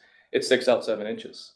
So if we permit that and the zones are as true as they appear to be based on the stake layout right now, this building could potentially be 5 inches from the face of that panel, which I think we all get how that doesn't really seem safe or accessible. And just outside of the electrical box accessibility, me as a homeowner, if I decide to replace a window, how do I fit in between a 12-inch space with a ladder and a window in order to replace these things? Can you show us where you are in relation here? So these are the two buildings I'm speaking of, and this is the building exactly what I'm talking about. And So that's the back of your house? this is the house in the rear. Those are two houses that has 2 units and 2 units in it. So what I'm expressing is if I took this mark and walked down this line right here, the stake is actually marked right here. So if I walk this down right here, it comes right against the side of that house. And that's my concern, is that I'm not necessarily objecting that nothing can be built over there. That's certainly not where I'm coming from. Like I said, I appreciate that the area is being enriched and increases property value. It's a great thing for me as a homeowner. But back to how do I actually perform maintenance as a homeowner? Should we work that close to the unit? And then there was actually a second comment I was going to ask if it's not inappropriate. I thought I read ordinance 337.23 and it continued. It didn't just stop at structures shall be located. Sorry. No, you're good. That's my alarm. I thought I read accessory structures shall be located a minimum of 18 inches from all property lines and 10 feet from all main buildings. I was pretty sure that sentence continued into that. It wasn't just a stop at the 18 inches. And this is a question more than anything because I don't know any better, but is a living quarters considered a main building? I don't know any better. It's certainly a house. There's certainly, gas lines and gas meters and water meters and all the appropriate things that you would see in a normal circumstance. Is that fair? Mm-hmm. Mr. Riccardi, would you like to respond to that for the gentleman? That is true. Then accessory structure is supposed to be 10 feet from a main building on an adjoining premises. Okay, thank you. Well, the question is that second house considered a main building? That's the question. There are 2 residences on the same lot. It's not a garage, it's a residence. Right. On the existing neighboring property. Yes, it would be considered a main building. And once again, I don't know why I don't know why the residential reviewer did not cite that issue. Okay, so this needs to go back. Correct. And then I had one. Well- Sorry, go ahead. Right. Yes, Mr. Riccardi, did you have more? No, I don't. That's it. Okay. I have a question, Madam Chair. So how many feet is it from that structure? What's the distance? 12 inches. 12 inches? We don't have that dimension on here. Mr. Horton, can you respond to that? Do you have? Hi, You're Michael 12 Horton here. inches off the lot line, right? Currently, the two-car garages are 12 inches off the lot line. The reason that those garages are 12 inches off the lot line are for some of the concerns that Mr. Kiefer had at the beginning of his statement. The 24 feet between garages allows cars to pull in facing forward and pull into their garage facing forward, but then do a 2-point turn to be able to drive out facing forward so they can have the adequate sight lines for oncoming traffic, not only vehicular, but pedestrian as well. So that is why we have the accessory structures to be 12 inches or 1 foot as opposed to 18 inches, which is what's in the zoning code. And we certainly cannot control where any existing buildings are, and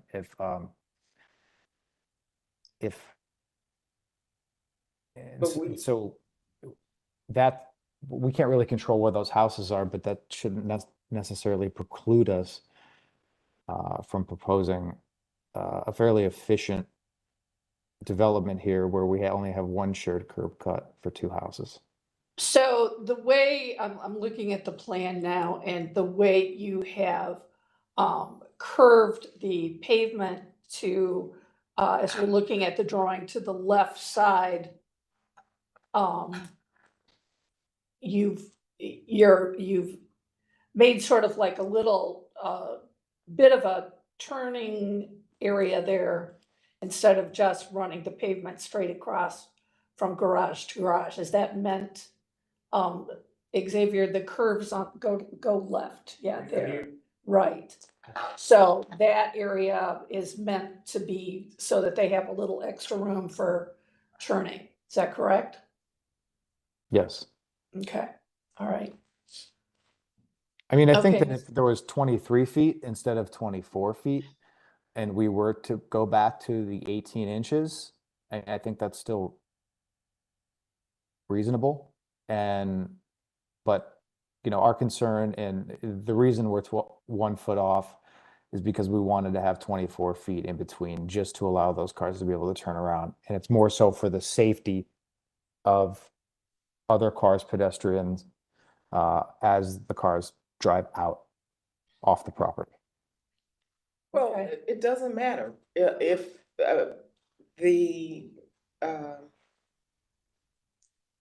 the item is 18 inches and 10 feet from a main building. Well, we don't know what the distance is from the building to the lot line.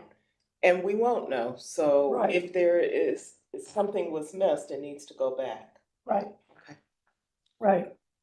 As Mr. Riccardi stated, he doesn't know why that was missed. So. Ms. Rocca, did you? Yeah, Go I ahead. agree. I think it needs to go back, and I think the concerns raised about getting to that other structure and changing a window and getting to the electrical panel are legitimate. So I think the board needs to properly weigh in on that. So is that, when you're talking about the panel, are you talking about the box that sits under the masthead to the building? That's correct. Okay, so it is, Mr. Kiefer's comment was the electrical box is the box with the meter that sits under the masthead. So that's the main electrical line into the building. And I'm gonna let Mr. Kiefer finish up his comments. So we have that testimony for the record. Go ahead, sir. Thank you so much. One question I was gonna have, because I'm just not as informed, so I'm trying to learn a little bit myself, is the 18 inches that is noted as a standard in this booklet, even if the comment of the 10 feet didn't or wasn't inclusive, is it 18 inches established as a standard based on today's codes and standards, which would then say a house should be 3 feet off that line? So is that is that presumption made that there's gonna be, making up a number here, 50+ inches between buildings because that standard was set? Or am I looking too deep into that? Xavier, do you have anything on that? I guess if I understand your question correctly, I guess an example would be currently in the code, there is a statement that mentions main buildings on adjoining lots for residential to be 6 feet apart. So is that like what you're speaking to? Exactly. So if the 18 was in our ordinance review, if the 18 was considered to be okay, is that 18 considered an allowable number because the code says that if you're going to make a new build, it's 6 feet from that distance? So I'm going with just trying to indicate, is the 18 inches even then too close and would need to be appealed because the distance of this house isn't per today's codes and standard, it's per 1880. So then that distance should be further. And again, this is me superseding the 10 feet conversation, which we know is a real one. I'm just going with the statement of, because I heard the 18 being reiterated, shouldn't it be more no matter what, just because of that fact? Am I saying that correct, or am I looking into that too deeply? Well, if I could say through the chair, like we already previously mentioned, the 10 feet is really, I think, the more concerning item. Got it. Right. Okay, thank you. I very much appreciate that. And then Sure. the last thing I was gonna roll into for number 3, so section 357.13, which states condensing unit along the interior side yard with 3 feet of property on the line of permitted encroachment. So I work from home. I'm a manufacturing engineer by trade. I go into the office when I need to, manage problems as I need to, and then get back out, and I have a tough time sleeping. So I was just gonna ask the builder if they can either move the unit to the appropriate 3-foot line or just put it on another part of the parcel, to just try to be appropriate to my privacy, if that's fair ask. I'm not trying to be hard or difficult. Like I said, if there's a house built right there, I think it's a wonderful thing. I'm just also not trying to forfeit my privacy rights as a citizen of Cleveland. Mr. Horton, what are the size of those condensers? Those condensers are typically about 27 inches, 27 by 27. And with regard to the side condenser, it's certainly a variance, and so the sound is a concern, and that's why we have these meetings here at the Board of Zoning Appeals. It's also why we have them at the Block Club, and we inform all residents, any project going to the Board of Zoning Appeals, if we knew this at the Block Club when we have these conversations, we could make adjustments so we don't have to come in front of the board with something that might not be pleasing to a neighbor. However, I will say that we can move that condenser to the backyard if that is amenable to Mr. Kiefer. And regarding the garage, if what is really critical to the timeline of the builder and the developer is moving forward with the house itself. Can we make a note on legal record that this would not have a garage in the backyard? And then should the homeowner decide to want a garage, we can come back to the Board of Zoning Appeals at a later date. We would take the garage off the drawings. So we're proposing to move the AC condenser to the backyard to eliminate that. Kid. And eliminate that 2-car garage as well. Both garages you're gonna remove? Is that what you're proposing? We are just proposing to remove one garage. The one, I don't know what direction we're going here. Are you? It'd be 2304. The top left Yeah, garage. 2304? Yeah, the top. Is that 2304? I believe so. Okay. What do you think? So, Madam Chair, they would still have the issue regarding establishing a parking space Correct. within the 10 feet of the building. So we would have to re-advertise. But of course, that is something that the board can consider. We don't really know what else the plan reviewer missed. Right, So- exactly. I'm not inclined. Yeah. I'm not inclined either. I think this needs to go back and be fully reviewed. I'm sorry. Yep. I apologize to the appellant that you're gonna have to come back, but this is not properly addressed. Correct, right. Works for Okay, me. I think to your benefit, Mr. Horton, we let Mr. Kiefer complete it. You have completed your. Yes, I'm finished. Thank you so Right, much. for your- yeah. I allowed Mr. Kiefer to complete his comments so that they were into the record, for, us to be able to move forward in the future. But I think the consensus of the board is that, you're going to have to resubmit to, the reviewer. Because there's, as Mr. Riccardi stated, there's, missing information and feels like things have not been thoroughly vetted before you have come before us. Apologies for that. But that's where we stand. So, May I? yes, you may. Okay, thank you. If I'm correct, the ordinance that is in question here is 337.23. It's still, although the entire ordinance has not been explicitly stated in the notice of nonconformance, it is still the section that we're addressing, right? So regardless if it if it mentions the 10 feet, can't we still discuss whether or not that a variance can be granted for it? Because we're not addressing a new variance, we're still addressing the same ordinance. And we, as an architect who's worked in the city of Cleveland for over a decade on, I would say, over 100 projects that have had to go in front of the Board of Zoning Appeals, I would say almost half of them, if not more, have had side yard condensers. They've had garages that are less than 3 feet from the property line. And I would say 95% of all of these have been less than 10 feet from an adjacent structure. So this, although there are variances for these issues, these are not new issues for single family homes in the city of Cleveland.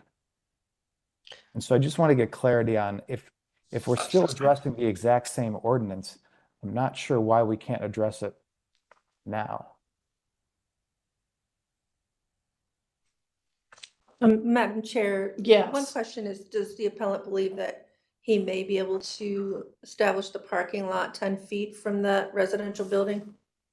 So perhaps what the appellant can do is just withdraw his requests for variances for the items regarding that 10-foot distance and the AC unit. Well, I'm That not makes sense. following it.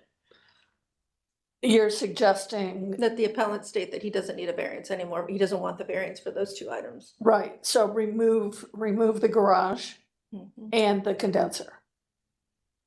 Remove those two requests for variances if the appellant thinks that he could move a parking space in further into the property line. And just one more note about the overall zoning review. Staff does meet, we do take a look at these in a preliminary meeting, and there were no other red flags that came up, so. Oh, that's helpful to hear. It does look as though that they did check all the other boxes regarding the review. The side yards, the front yard, the rear yard all seem to be reviewed. Where would the car park? That's a good question. Yeah, I'm not sure if, most likely they would have to put the parking space right up against the property line, but the question would be to the appellant, is there any way that he could meet that 10-foot distance from that residence at the rear? It would mean eliminating the garage and turning it into a parking pit. Which he said he was willing to do at this time. Yeah, and which I can't visualize at this point, which would be an updated site plan. Right. And then if the cars come off of the property line and they're sitting there, how does that then affect the shared drive and the person on the other side backing out and turning around? Right. So, I'm sure there's an explanation, but I don't have it in front of me. So maybe Mr. Horton could speak to that if you want to provide more time for that. Well, absolutely, I could speak to that. If we look at the 20-foot by 20-foot square that is drawn on the plan that represents a garage, those garage would have walls that would go up 9 feet. And so if there was the challenge with maintenance for Mr. Keeper is not necessarily the location of the pad or the location of the car, it's the walls itself, the exterior enclosure of the garage that would be precluding him from doing any maintenance or accessing his electrical panel. So if we just had a pad, we can all envision that 2 cars are inside of that 20-foot by 20-foot square. Let's just remove the square and the 2 cars still sit within that boundary. So the cars are going to be in the exact same place. These cars are parked a few feet back from the exterior wall anyway. So now Mr. Kiefer has, at the very least, 3 feet of room or 4 feet of room. The allowable side yard setback for a fully conditioned single-family house that can be up to 35 feet tall is 3 feet in a 2-family or multifamily district. So we're allowing for that 3 feet, even though we don't even have a physical structure enclosing the parking. So by removing the AC variance request and the garage variance request, I believe that we're giving Mr. Kiefer the relief that he is requesting. If we do submit a new plan to a plans examiner, and we had to wait over 2 months to get feedback from the plans examiners on this, then we submit to get back on the docket for the Board of Zoning Appeals. It will be probably 3.5 months before we're back here. Right. And I would hope that we can solve Mr. Kiefer's issues and still allow us to move forward with the buildings themselves and not necessarily the garage. And should anyone care to have a garage in that location in the future, we can come back to the Board of Zoning Appeals, but obviously we would have a very detailed and thorough conversation with Mr. Kiefer in advance, so everyone's issues are resolved. Are these homes for sale or for rental? They would be for sale. Would you sell it with some information to the prospective buyer that the garage was not built for a reason? Yeah, absolutely. And we could, if we want to put that on legal record, I think that would be good to do.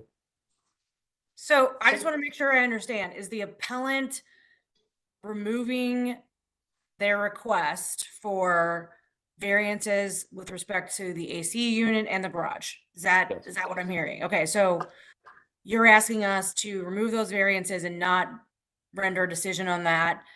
And if you want a garage, or the homeowner, whoever that is in the future, wants a garage, they're gonna have to come back to us. That's correct. And it's not looking good for them. And that is specific to 2304, which is the structure at the top of the plan that we're looking at now. That's correct. The address. Yeah, and they're 2 separate cases too. So we're really only removing the variances from one case. Right. My other What's question. on this other side of the other one? If you go to, if we go back ahead. a few pages, we could look at an aerial and you'll get a better idea of the proximity of the houses on the lot. Solving this. One more. There we go. So you can see that on 2304, Mr. Kiefer has a house that's in the back of the lot. Which wouldn't be approved by the Board of Zoning Appeals today in 2024. But That's not true. and then you can approved some see here that already, on 23, and it's not true.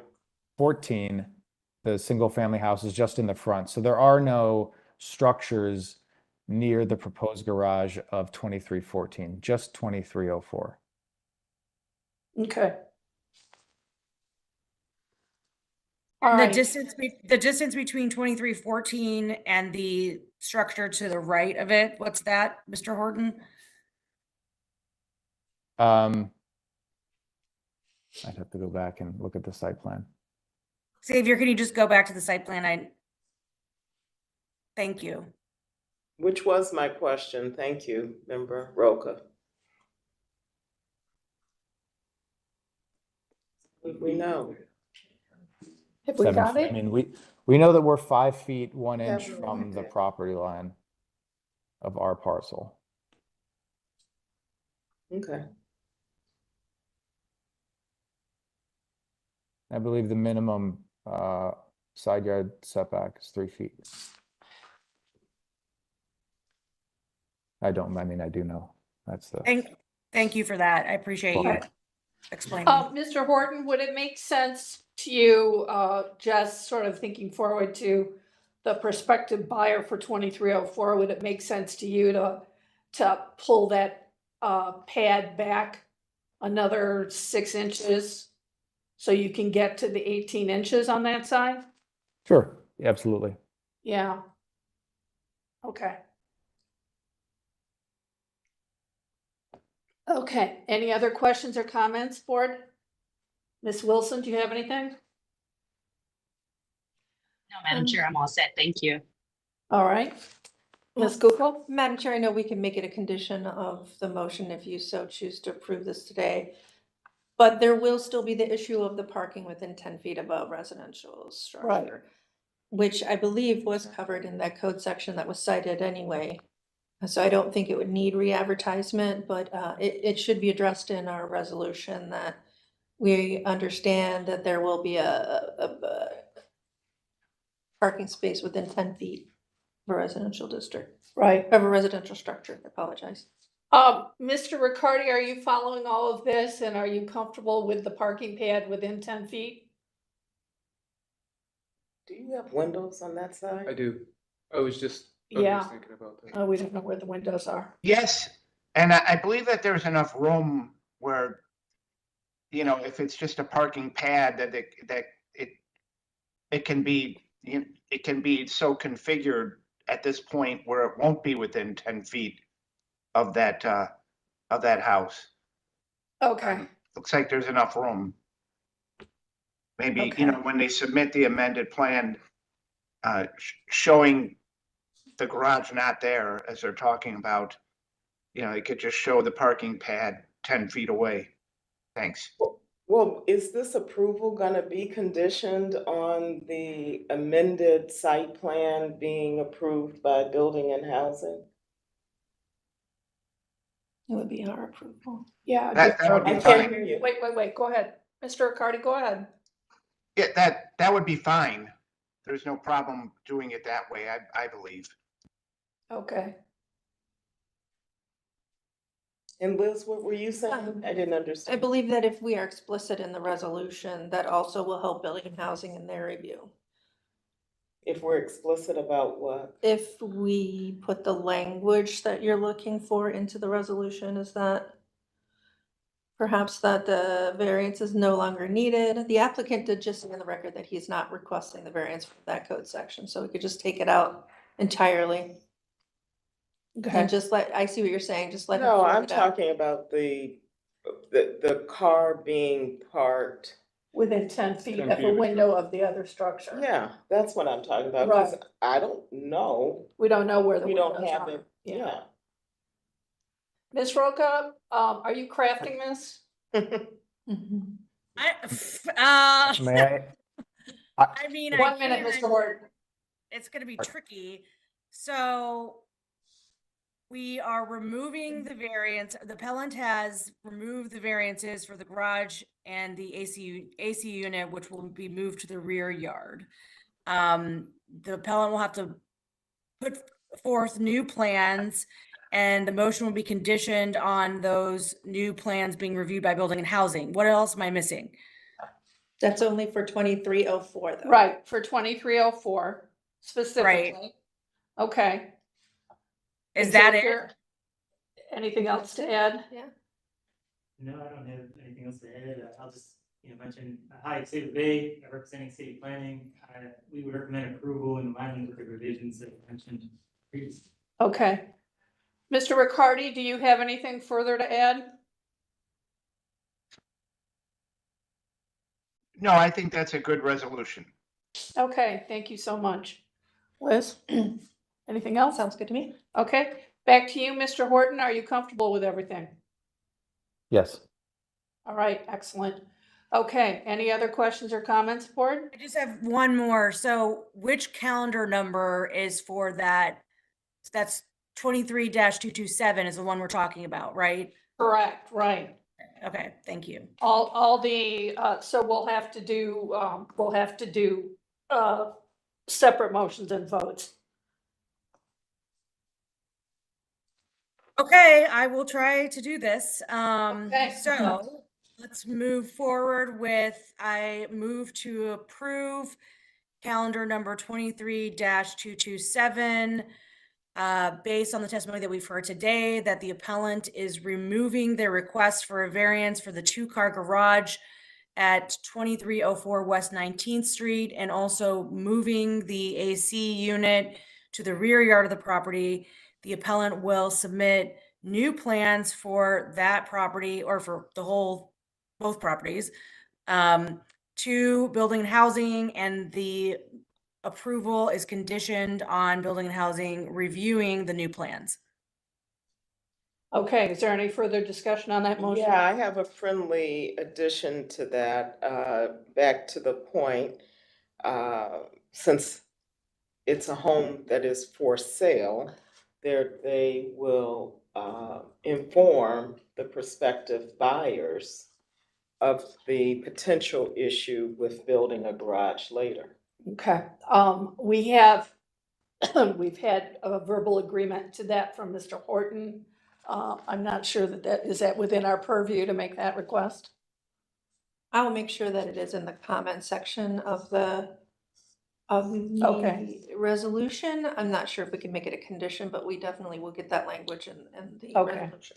All right. Okay, so we have that friendly amendment that will be listed in the comments of the resolution. Oh, and just, Madam Chair, that Ms. Roca mentioned that the site plan would go to Building and Housing. In fact, we would want a copy of that. Correct. Right, before we ratify the case. Right, we need a copy of that before the ratification. So it goes to both places. Correct. Right. Yes, yeah.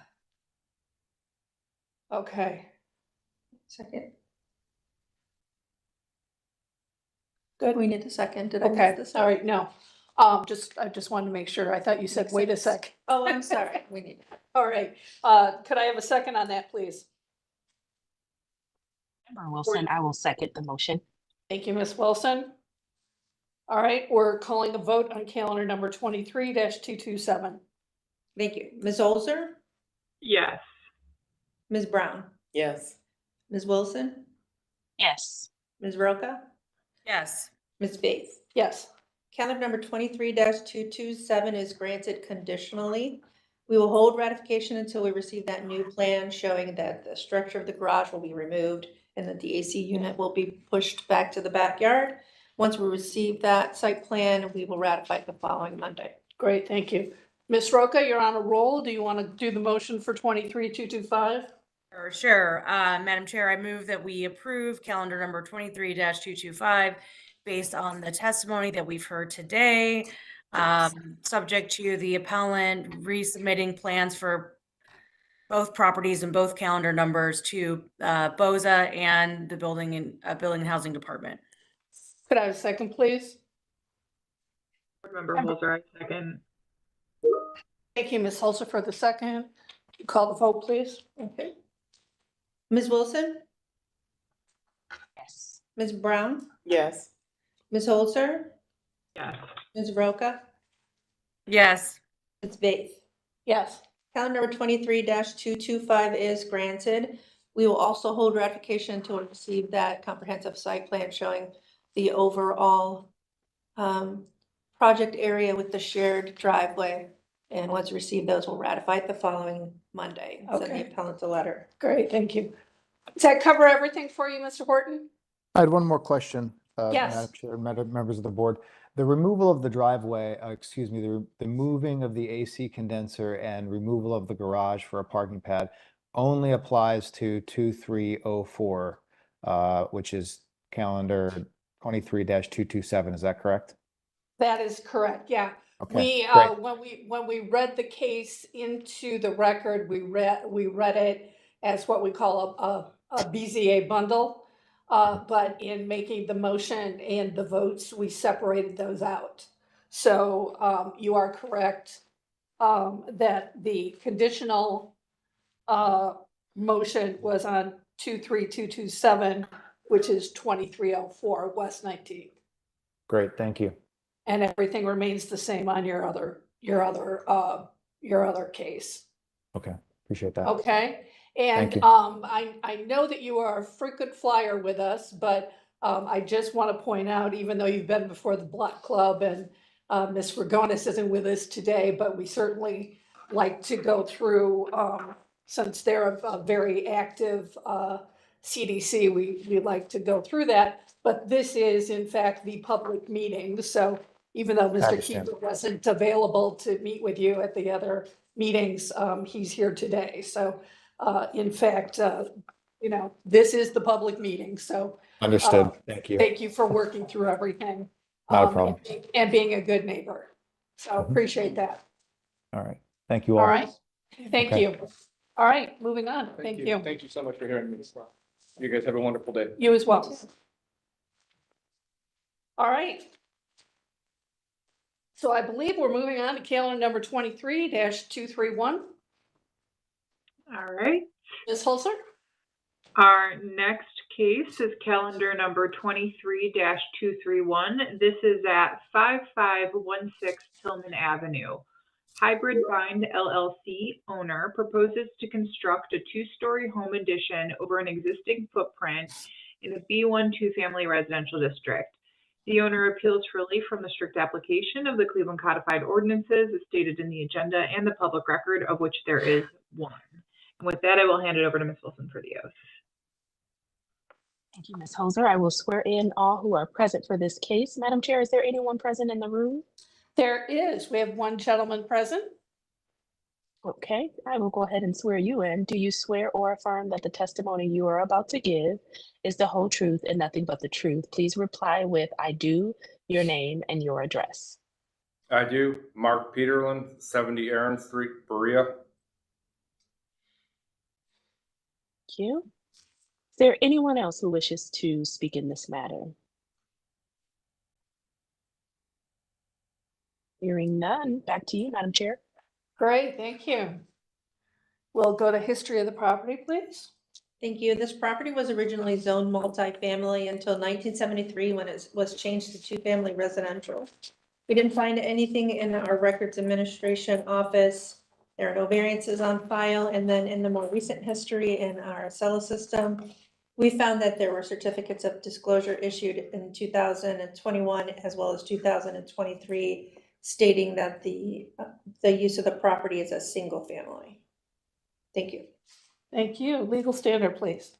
Madam Chair, members of the board, appellant is requesting an area variance from the minimum distance requirements of the zoning code. To obtain the area variance, appellant must prove that denying the request will create practical difficulty not generally shared by other land or buildings in the same district, will deprive the appellant of substantial property rights, and the granting variance will not be contrary to the purpose and intent of the zoning code. Thank you very much. Mr. Peterlin? Yes. What is your role in the project? So I'm the property manager. for the Okay. property. And do we have a letter on file authorizing you to speak on behalf of the owner? Yes, you do. Okay, we have that? Yes. All right, excellent. All right. If you'll go ahead and proceed and tell us what you'd like to do as it relates to the variance that you need. Yeah, so we do have the 6 feet minimum on each side of the property. So I'm not really sure why the person who issues the permits didn't see that on there. Okay.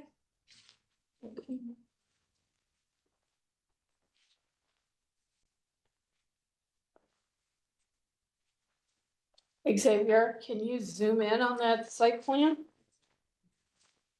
Can you tell me what you're building?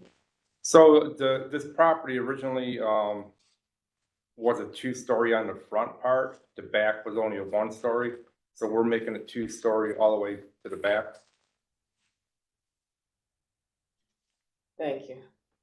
I saw There's that, but I another couldn't picture. tell what it Yeah, was. there's another picture too. Thank you.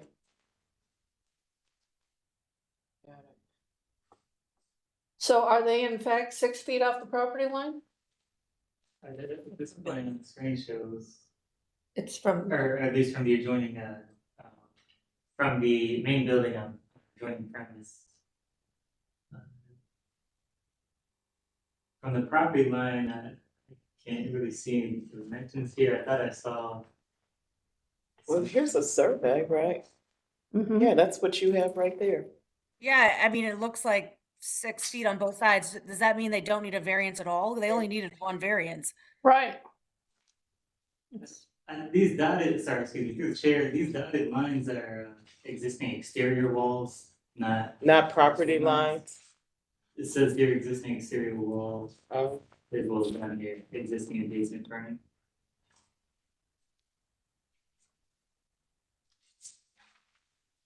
So are the adjacent structures abutting the property line then?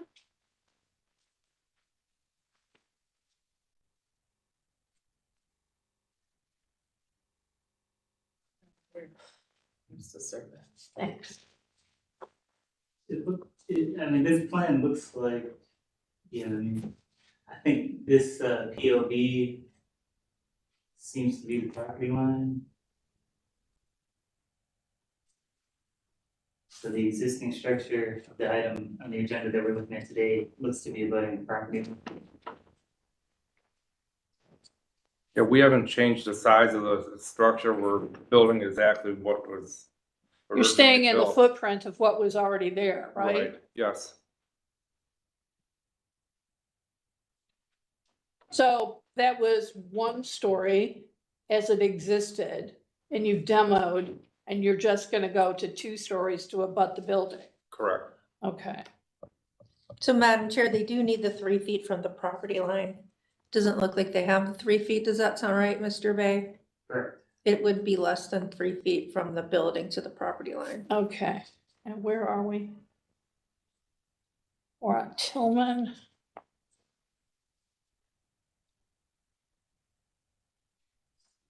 Xavier, do you want to weigh in on this? Because this looks like something we would see as a standard issue with the setback. Yeah, so, let me pull up. We would recommend approval because they're not exceeding, but there's still, access to maintain the side yards for both property owners. Correct. I mean, I think this is consistent with the neighborhood, right? What we see all the time. We would recommend approval. Okay. All right, board questions or comments? Oh, you've already built it. Is that? Well, the foundations. Yeah, look at that. That's Well, we had tried getting a hold Oh, of yeah. our builder, which is an Amish crew, and we weren't able to reach them. So they did go out and complete what they were hired to do prior to the hearing. So the answer is yes, it's built. Yes. Yes, it's built. If they don't have cell phones. Okay. Any other questions or comments? All right, city planning, city planning is in support. This looks typical for what we often see in this neighborhood. So hearing no other questions or comments, I'll entertain a motion. Madam Chair, I motion that we approve calendar number 23-231 based on the testimony that we've heard today. Thank you. I'll take a second, please. Member Wilson, I will second the motion. Thank you, Ms. Wilson. Kukla, if you'll call the vote. Thank you, Madam Chair. If I could also state that in the motion, maybe we should mention that the appellant stated that the 6 feet distance between the main structures on neighboring properties will comply. Does that sound like, okay. Yeah. So I'll Okay. amend my motion to state that the appellant testified today that there is 6 feet on each side of the property in relation to the adjoining buildings. However, the appellant still needs a variance for the 3 feet off the property line. Correct. Yes. Do we need to state that they're not going past the existing footprint? Or what was the existing footprint? Do you need that in there? Madam Chair, we could just put that into the testimony. Okay, great. All right. I think we're good. We have a first. Excuse me. We have a motion and a second, so we'll call the vote now if you're ready, Ms. Kukla. Ms. Holzer, Yes. Ms. Brown, Yes. Ms. Wilson, Yes. Ms. Roca, Yes.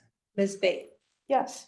Calendar number 23-231 is granted. It'll be ratified next Monday. We'll send you a letter, but please feel free to contact our office next Wednesday for further instruction. Okay, This is you're all, the procedure now. I did contact your office for, It'll be ratified next Monday, okay, and we have a hard copy of your application, so you'll need to come to our office okay, and take this back to Building and Housing. okay. It should And be then ready they'll- by Wednesday. And then they'll issue the proper permits then? It's whatever Building and Housing has to do after that. Okay, We're not I know there are building reviews that have to happen after that, electrical, plumbing and stuff like that. okay. All right, thank you. okay. All right, you too. Thanks for spending the morning with us. Thank you. Okay. We have a rehearing on calendar number 23-132. Ms. Holzer? No problem. I'm just scrolling down to the end of the agenda. All right, I believe this is our last case, and it is a rehearing, calendar number 23-132. This is at 8121 Detroit Avenue.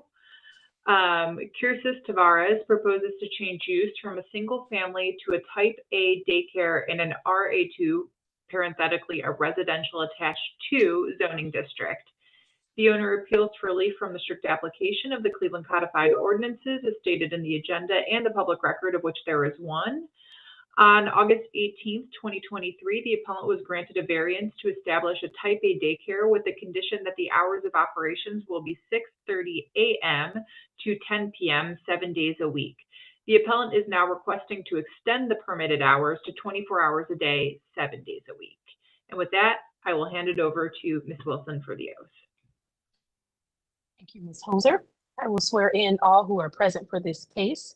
Madam Chair, do we have someone in the room for this matter? The room is now empty except for us. Okay. Anyone online who wishes to speak in this matter? I do. My name is Samuel Alfonso. Address 740 Southwest 9th Ave.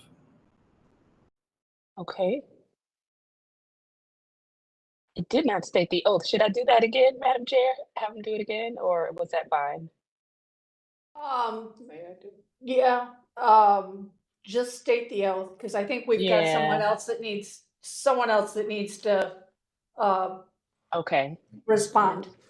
Okay. All right, I'll do that one more time. Do you swear or affirm that the testimony you are about to give is the whole truth and nothing but the truth?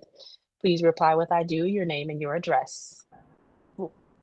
I do. Samuel Alfonso, 740 Southwest 109th Ave.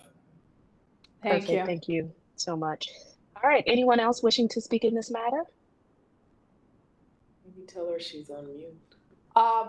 To the appellant, we see your name on screen, but we can't hear you. It looks like you're on mute. And if she's on the phone, it would be *6 to unmute yourself. All right.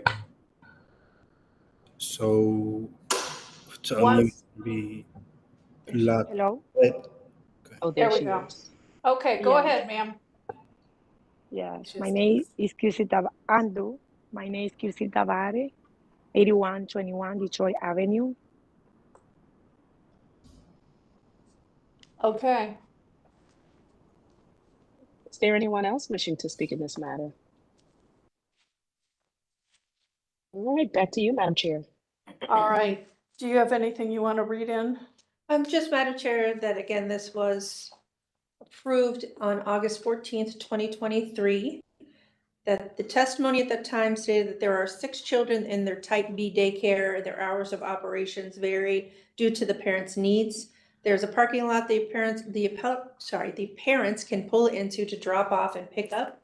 The ages of the children will be infants to 7 years old.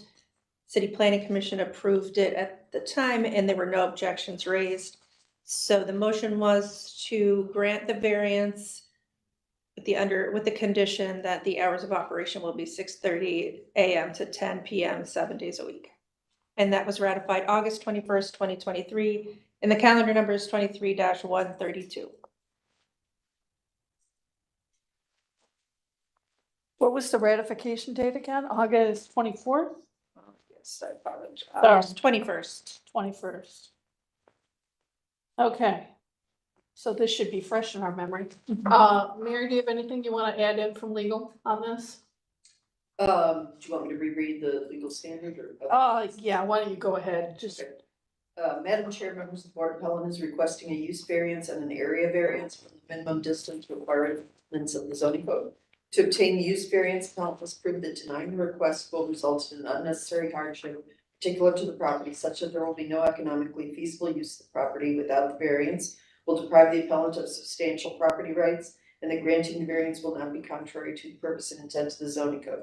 To obtain the area variance, appellant must prove that denying the request will create practical difficulty not generally shared by other land or buildings in the same district, will deprive the appellant of substantial property rights, and that granting the variance will not be contrary to the purpose and intent of the zoning code.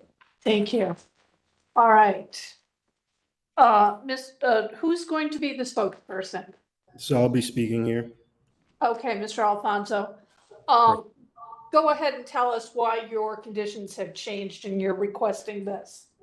Yeah, so one of the reasons we're requesting changes because we're starting to deal with a large number of parents that like are working overnight. Some are firefighters, some are active military members. So we're just requesting for that overnight care because sometimes we do have the instances where parents want to go on vacation or parents want to do something or just need care overnight. Let's say a parent is like giving birth and overnight care. That's something that we encounter. It's not that we're going to be doing overnight care all the time, but we just would like to have that granted so that we can move forward with the business and continue the acceleration and the growth of the business. We think it'll help us with staffing, and we hope to increase the number of staff with this as well.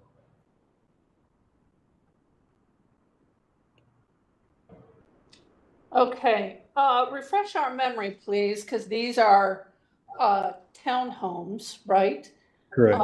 And you are you occupying one or two? Are you at the end unit? What's the situation again? Can we go to that street view, please? Yeah. That one right there. So where the sign is, that's going to be daycare there. So we are in the middle of the last home and a corner home on where 81st and Detroit meet, that intersection right there. So do you own, are you owners or are you renting this? We are owners. It's owner occupied. All right. And are both units yours or is that one whole unit, the two gables? It's one whole unit. It's divided in the middle. Okay. Where the 5-star banner is. Okay. So right there where that cursor is. All right. So are you using the rear entrance to your unit to bring the children in and out? Correct, yes. So all the parents have to drive down the driveway and into the rear parking lot? Yes, and past the fence. There's also a fence. Okay. And refresh our memory again about the parking lot. Is it paved or is it gravel? The parking lot is gravel. Okay, But the driveway itself is paved. okay. All right, I was thinking that it was gravel and that it was perhaps not in the best condition, based on testimony that we heard in August, that it had some potholes in it. Is that correct? Potholes, I don't believe there are potholes in that property or amongst there, Okay. but if we were having to pave, I don't think that's something that we'd be opposed to. But I think we'd have to get some permits for that. Right, okay. Madam Chair, I think that was a very similar looking structure on the opposite side of town. Oh, And I the think one they that I'm withdrew- thinking of? Yeah, I Okay. think they withdrew as well. And they withdrew, okay. All right, oh yeah, you're right, Yeah. okay. Okay. Are we asking questions? We are asking questions. Have you talked to your neighbors about changing the time of operation? Yes, we have spoken to neighbors on both sides, and they seem to be okay with it.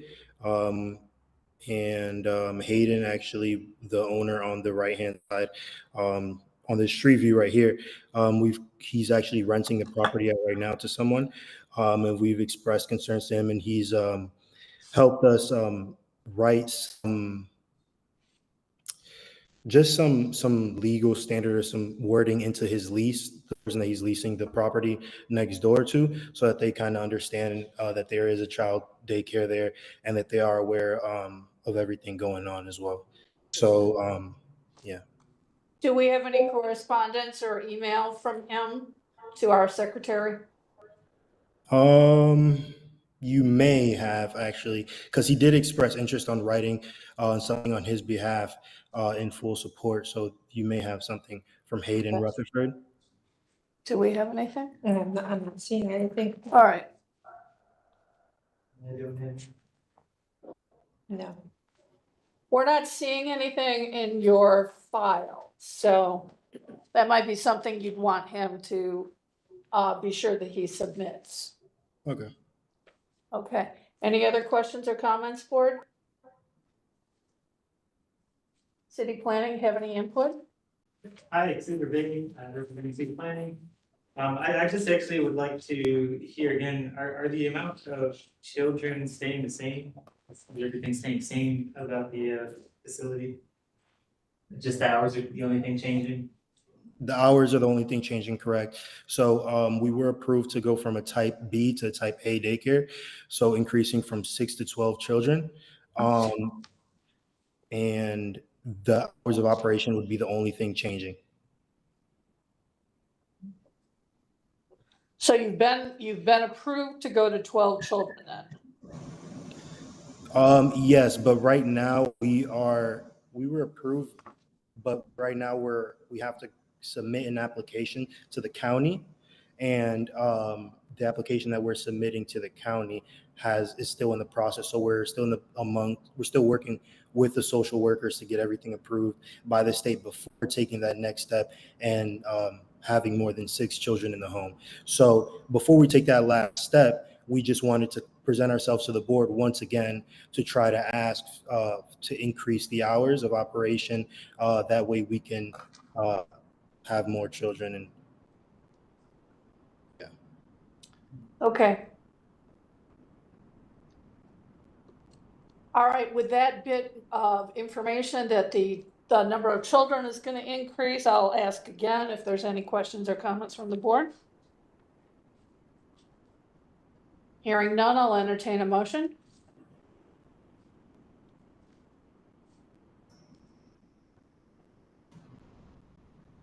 Ms. Brown, you want to take this one?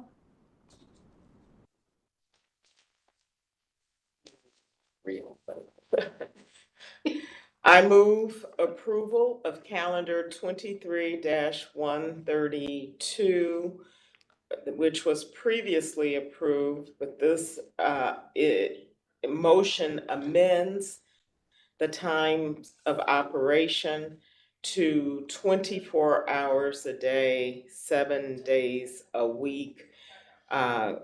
All other approvals, including up to 12 children, remain as approved in August of 2023. All right, thank you. Could I have a second, please? Board Member Roca seconds. Thank you, Ms. Roca. If you'd like to call the vote. Sure. Ms. Wilson? Ms. Holzer? Yes. Ms. Roca? Yes. Ms. Brown? Yes. Ms. Bates? Yes. Calendar number 23-132 has been approved for the requested amendments.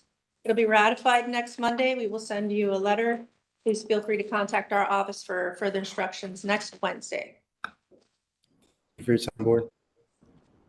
Thank you. Good luck to you on your business. Okay. That brings us to old business. I don't have a highlighted sheet left. Okay, it's on the screen. Oh, it's on the screen. Here's the screen. So looks like. All right, I'm right. 2, 3, 4, 5, 6, 7, 8, and 9, and 12. Without objection, board? No objection. Without objection. Okay, great. Looks like no affirmation. No affirmation, so that's it. All right, does anybody have anything else? No, have a good day, everyone. Okay, well, You too. we are officially adjourned then. Thank you, ladies. Have a Thank great you. day. Thanks, everyone.